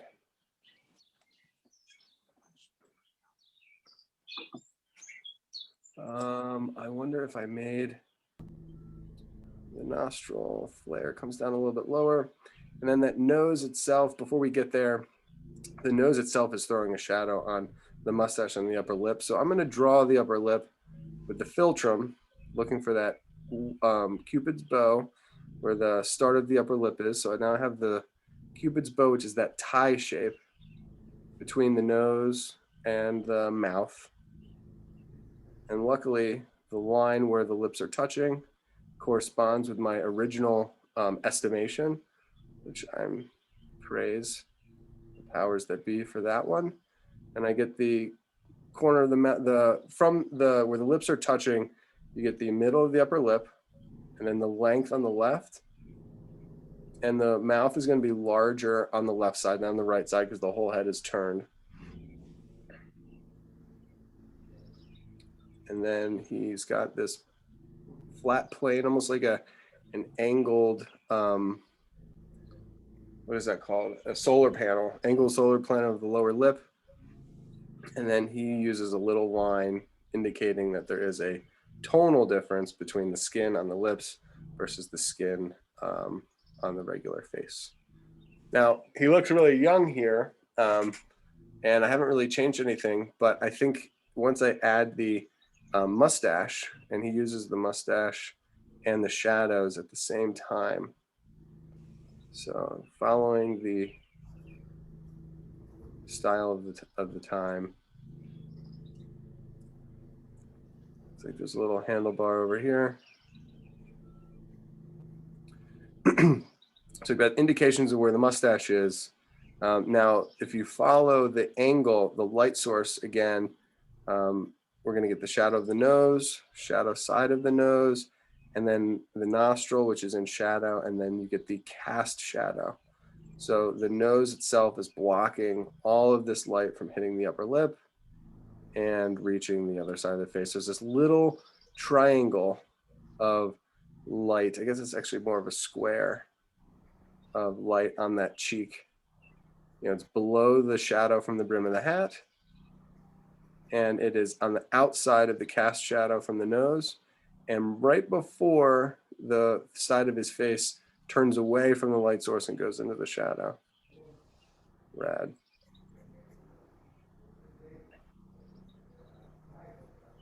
And so you're going to have to decipher what are the shadow marks, what are the hair marks, mustache marks, I should say, and yeah, what are shadow marks, mustache marks, and crease of where lips are touching marks.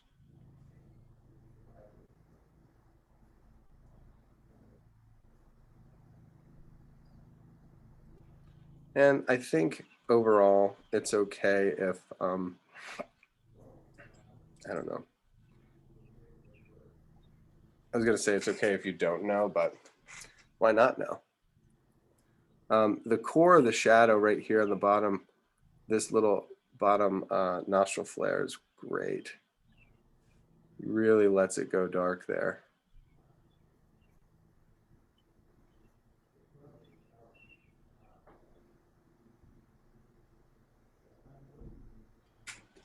And then he shades that whole far side of the nose. And then, believe it or not, the nostril on the far side, it is a dark. Okay, I was going to say maybe it is a still light against the dark. Might be ambiguous. He looks like a Three Musketeer. Yeah. Naturally. That's... I mean, who else? If you're going to have a handlebar mustache and a goatee, a pointy goatee, and wear a big flower, you know, all he needs is some, like a peacock feather in there, and a sword, and he's ready for Hollywood.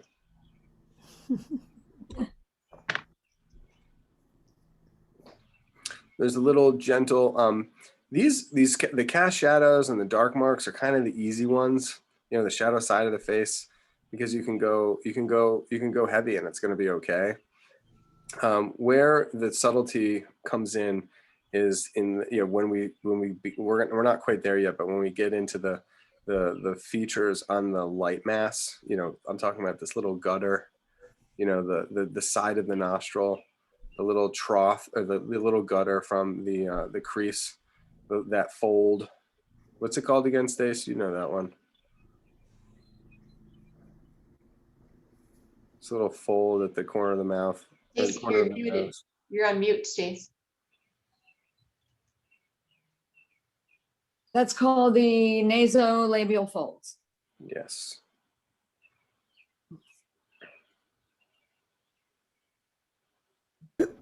So I'm actually following the facial, I'm following his goatee. I'm following the facial hair down to the chin, because I looks like my chin needs to be a little bit lower than how I had it. Actually, no, it's right on point with the rectangle. The double chin does come down a little bit lower, thankfully. And then there's this little teeny triangle. I guess these marks at the chin are fantastic. So you get the edge of the chin that defines kind of the bone. And so there's hair growing off of that. Then you get this little double chin. And that double chin is going to go right up against the collar. And I think this light moment here is this little shirt lip that's like squirt, like that's, you're seeing the top plane. This is the first kind of first of the collar that we've seen. Do you see it right here? It's this thing. It looks like a second double chin, but the first chin is the L, and then the curve is the double chin. So it's the bottom of the double chin separating the bone chin from the fleshy part of the fat roll. The fat roll comes up, and that's going to turn into the transition from the bone heading up the side of the face into where the ear is. And now we've gone outside of our first, square face, which is good. That's what we wanted. The light vertical that happens right here on the edge of the face, that was, the line is here, dark on the right side, and the line exists, but it exists in the light mass. So there's actually no mark there. So we'll add that with an eraser later. But just the shape association, like the audacity of having the shape association one right after the other. You have this fat roll, and then you have the collar lip, and they're so similar and so wonderful. It's just kind of savvy. And so it makes me think that this is actually the first layer of the collar. So what do you guys think about that? My claim is that this is fabric, that's fat skin, but originally my claim was that this is neck. I think it is. I think it is neck. Yeah. So we have the distance between the first fat roll and then the top of what would be a collar. So this is the first collar. And then it wraps around up into here and disappears underneath. So then what is that thing? So this wraps up.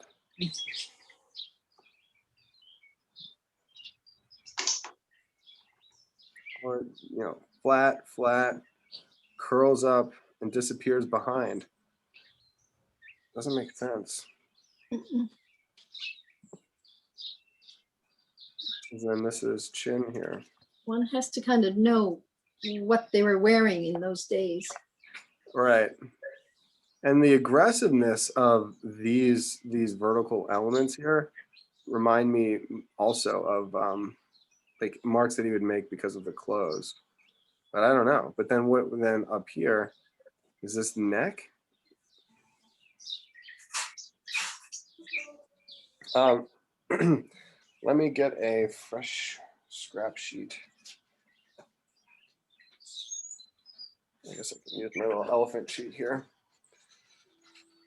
Oh, sorry about that.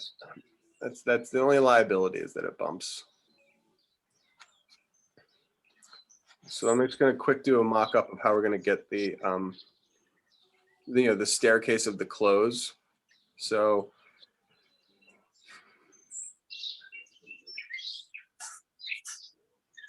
below this moment here, we're going to have the top plane of the staircase. Then it angles, and I'm wondering if that even has a block to it anyway. So we'll see. But then this angles down. And there's a little transition ridge here. and then it kicks back out.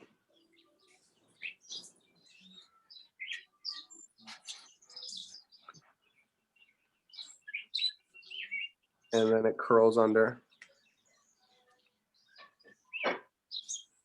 And then I guess this is where some of the ripples are, and then you get the shirt. So up here you have the chin and this vertical element. Then you get the light, I'm just gonna say it comes out, then it dips down, ends in this flat part right here, then it comes back out, and then curls under itself. I mean, it really is a nice, like a nice little piece. Now the problem, now not the problem, but now it has to extend. So this side closes itself off. This end wraps around. This one extends out slightly in a little cone shape. And then this one is a broad silhouetted edge, and then you get these shirt, making it black. The other side,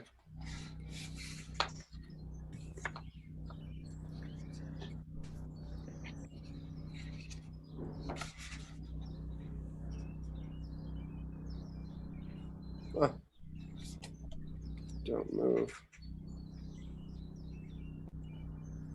The other side is more elegant, and instead of having an abbreviated closure, it S curves up. So the neck, the neck leads up into the ear, and the neck ends back here right below the ear. Then the first part of the collar, S curves up and disappears behind the shoulder. So this disappears behind the other side, where the hair begins. And this curving part zigzags up and then disappears behind the shoulder as well. And then the shirt defines the shoulder, and then that's what this portion is, and then it links up the shoulder to the torso through this, like almost like a judge's cloak fabric kind of situation. Who knows what would happen if we extended the drawing down here? I imagine you'd get the armpit somewhere in here.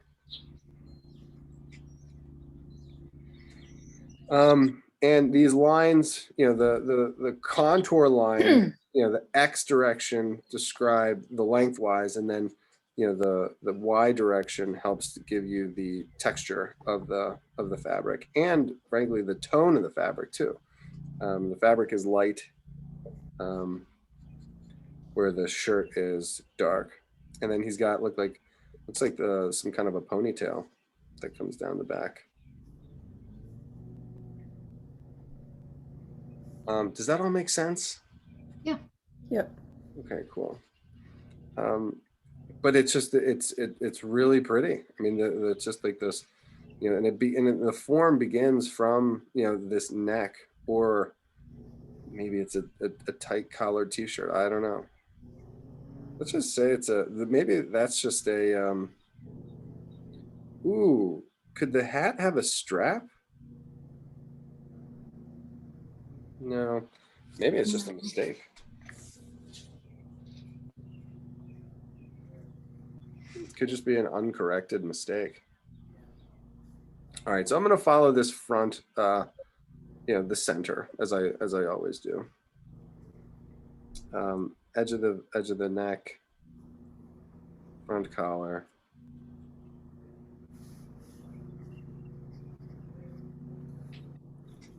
Oh, you can follow his own contour lines.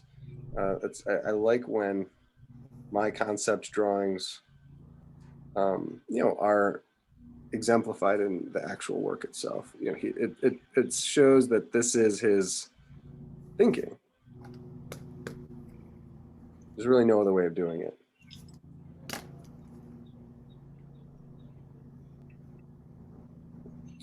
X direction, Y direction, X.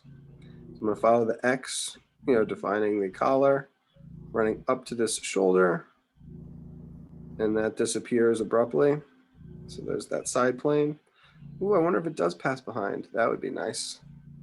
So the neck comes down at a nice angle. And then I think it's the hair that really pours out from behind the neck. But there is a little moment where this part of the collar would come in front, and then it makes that hairpin turn around the back of the neck. I like it anyway. Follow the zigzags. Really, it's this silhouetted arc of the shoulder.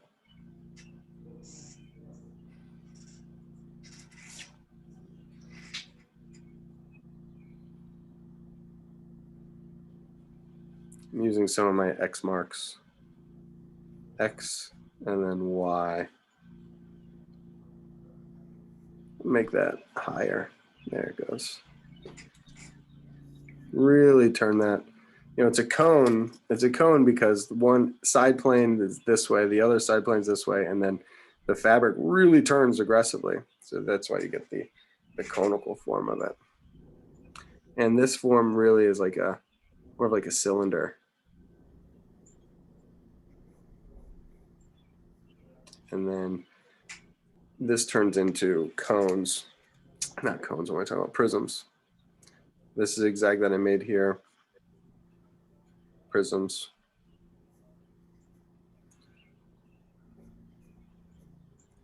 If the light's coming from the left, then the far side of the prism would be in shadow. And underneath of it would be in the deepest moments of the shadow, which that's what he gives us. So he's actually using this dark line space, these little zigzags they look like a little heartbeat trimmer. Yeah. He's actually, that's the drawing that he's suggesting the shadow underneath the prisms of the ruffles on his shirt. Gotcha. This is me just expanding on it.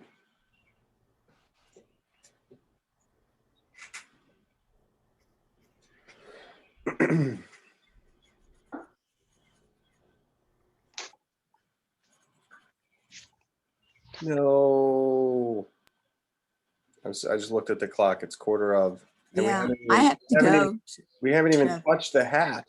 Oh, he would be so upset. He'd be like, why are you drawing the face? Just draw the hat. Like, Trevor, I got to go.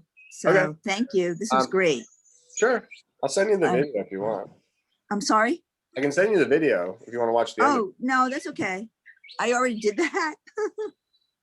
Oh, will you see it? Will you show it at least? Stephanie, you want to show yours really quickly? Okay. Do you have a All moment? right. Thank you. Nice. Further from Little lower. Really looks like him. and a little further toward Yeah, it really you does.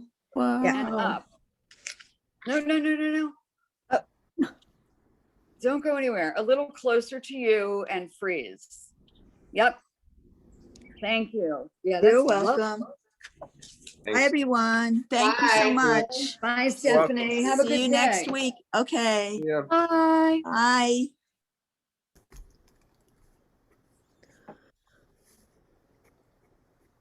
Well, at the very least, I've got 10 minutes left, so I'm gonna try and take it. And I really, for myself, I would like to get at least this in a position where we don't have to where we can at least get into the hat. Maybe even next week we could do a warm up with the hat, just because I think it's going to be such a.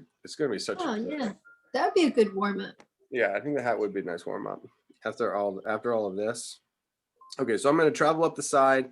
Got the little turn of the jaw, then it angles up, and then I'm going to get this ear back here. So I made my neck way too far out, so I'll have to adjust that as we go. It's interesting because as I was, doing the collar, the face kind of does the same thing. So you have like the front of the chin, which goes this way, and then around like the jowls, like in this lower lip and in the jaw, it does the same movement. So I'm going to use this like kind of XY. And then he does have some like chubby cheeks and he's not afraid to show it. So I'm going to do the roundness of this cheek here. And now I have to, desperately need to erase that original side of the face.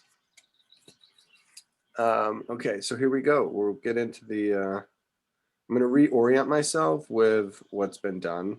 So I got my eye, I've got my socket, I've got my eyelid, I've got that fold, I've got the thickness of the hat. And the hat brings us all the way over to here. Shadow of the sausage, shadow of the temples, and in the beginning of the zygomatic arch, because we do get the, I can always erase these later, but we've got the, the cheekbone, the eye socket leading into the fleshy part of the cheek. And then I think we get the beginning of the sideburns way back here.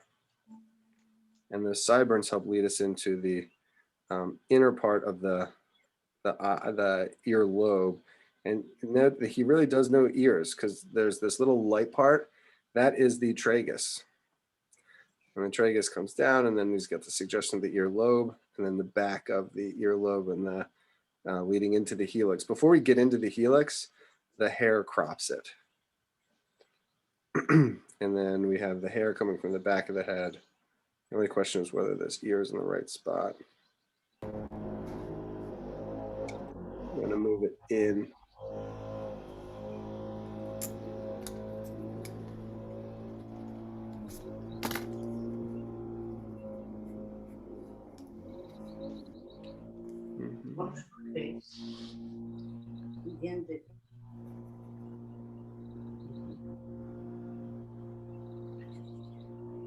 I haven't discussed the hat at all, but we got this brim of the hat. You kind of need to see where the hat turns the corner on the left as well as where the hat turns the corner on the right, so that you can put everything else where it needs to go.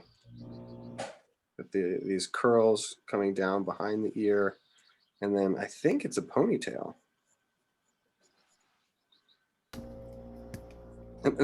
My neck in the wrong place has thrown off my whole thing. Okay, so I just fixed that. I just shrunk it down a little bit. He looks younger already. Yours looks a lot more handsome also. Oh, thank you. I'm always projecting myself into my art. I was waiting for that. I was waiting.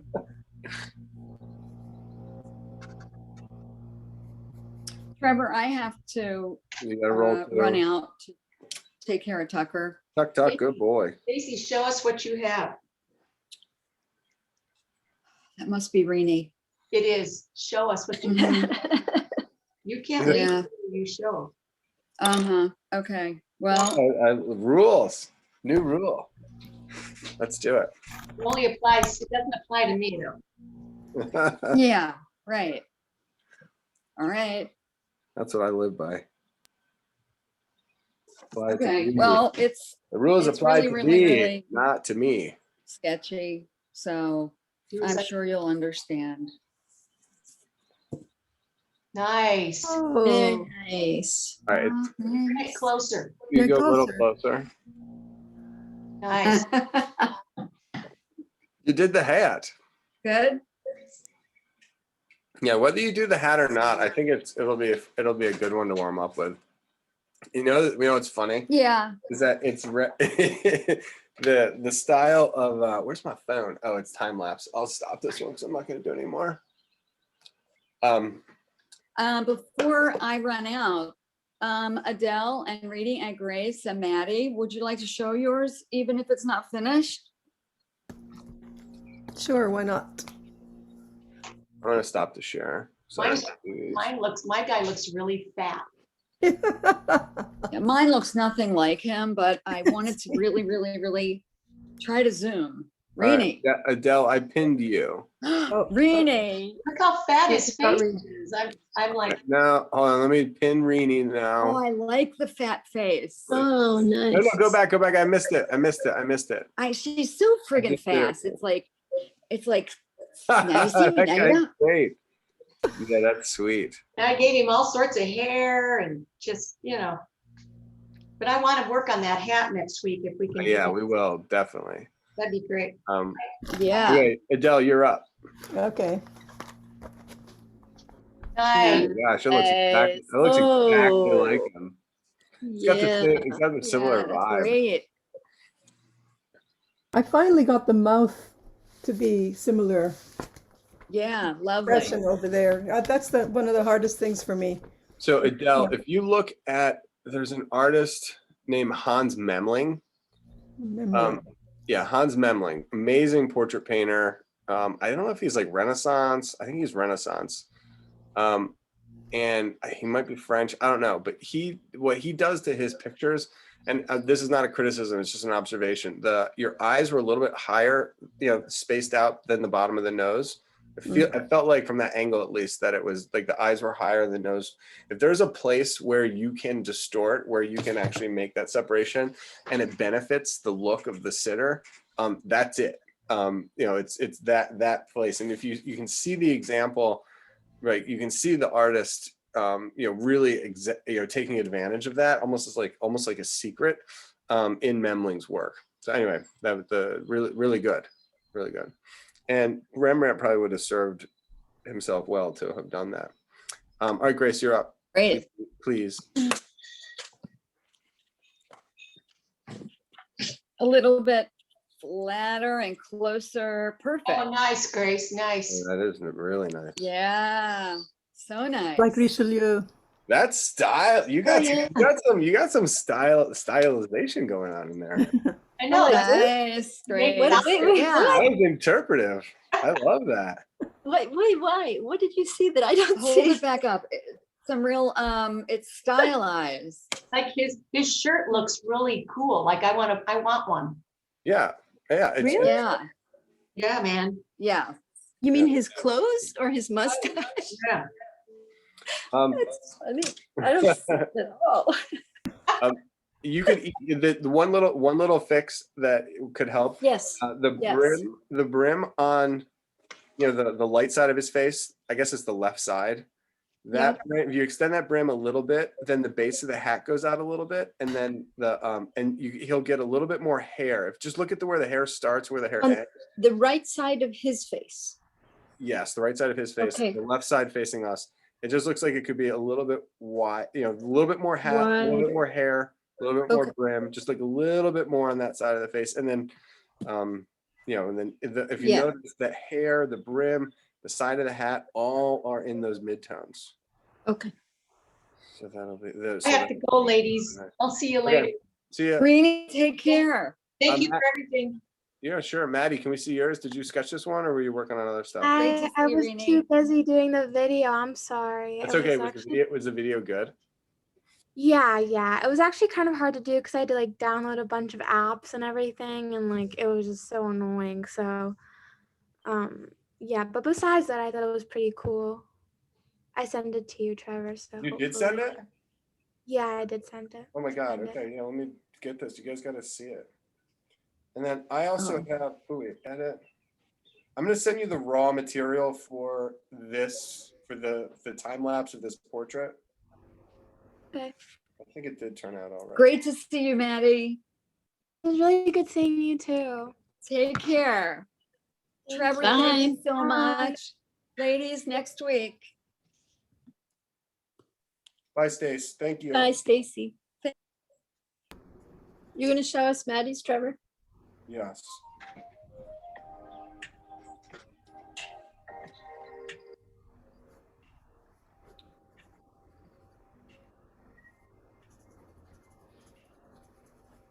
Oh my gosh. Oh my gosh. Amazing.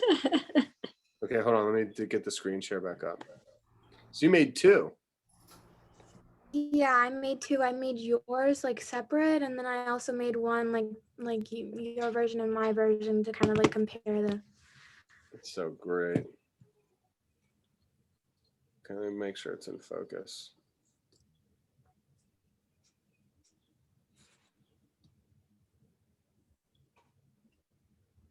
Ah.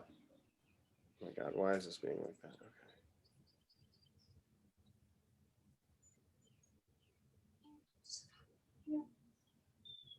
Look at that nail polish. Okay. Oh, look at the TikTok, Sophie. This is her TikTok. That's so cool. Yeah, I'm like about to cry. I love that. That is so cool. Thank you. Yeah, I thought it was an interesting idea to try. That's gorgeous, Maddie. I'm gonna watch it one more time. And there's music too. Wow. Mhm.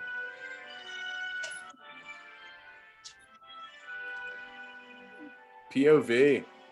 Yeah. I had to Google search that. What's Why is everybody saying what's POV? POV?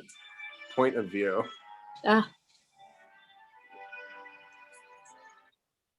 Wow. Okay, cool. very And nice.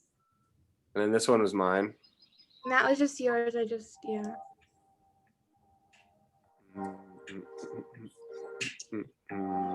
Oh, my little Christmas trees.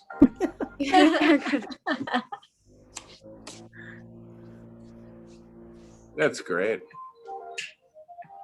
The other one is, I mean, this is awesome, obviously, but this one is is just so special.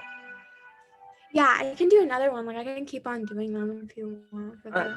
Yeah, I mean, and that's when you do I mean, when by you taking classes and doing this simultaneously, it'll be, yeah, it'll be, it's, I feel like it's a home run. Yeah.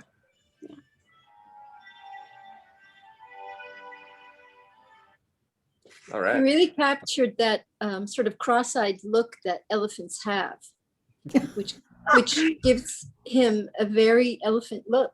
It's really, really Yeah. nice. Thank you. Yeah, it's Well, fun. I'm just gonna keep adding views to the to our page by watching it Oh, over yeah. and over again. Definitely you should do. All right, Maddie. Yeah, we'll start again at 4:15. Okay, sounds With your good. class. We'll be Thank back here on the you. Zoom. Grace, great to see Thank you. you. Well, thank you so much. Lots That of was fun. Thank you. Fun. Bye. See y'all next week. Yep. Bye.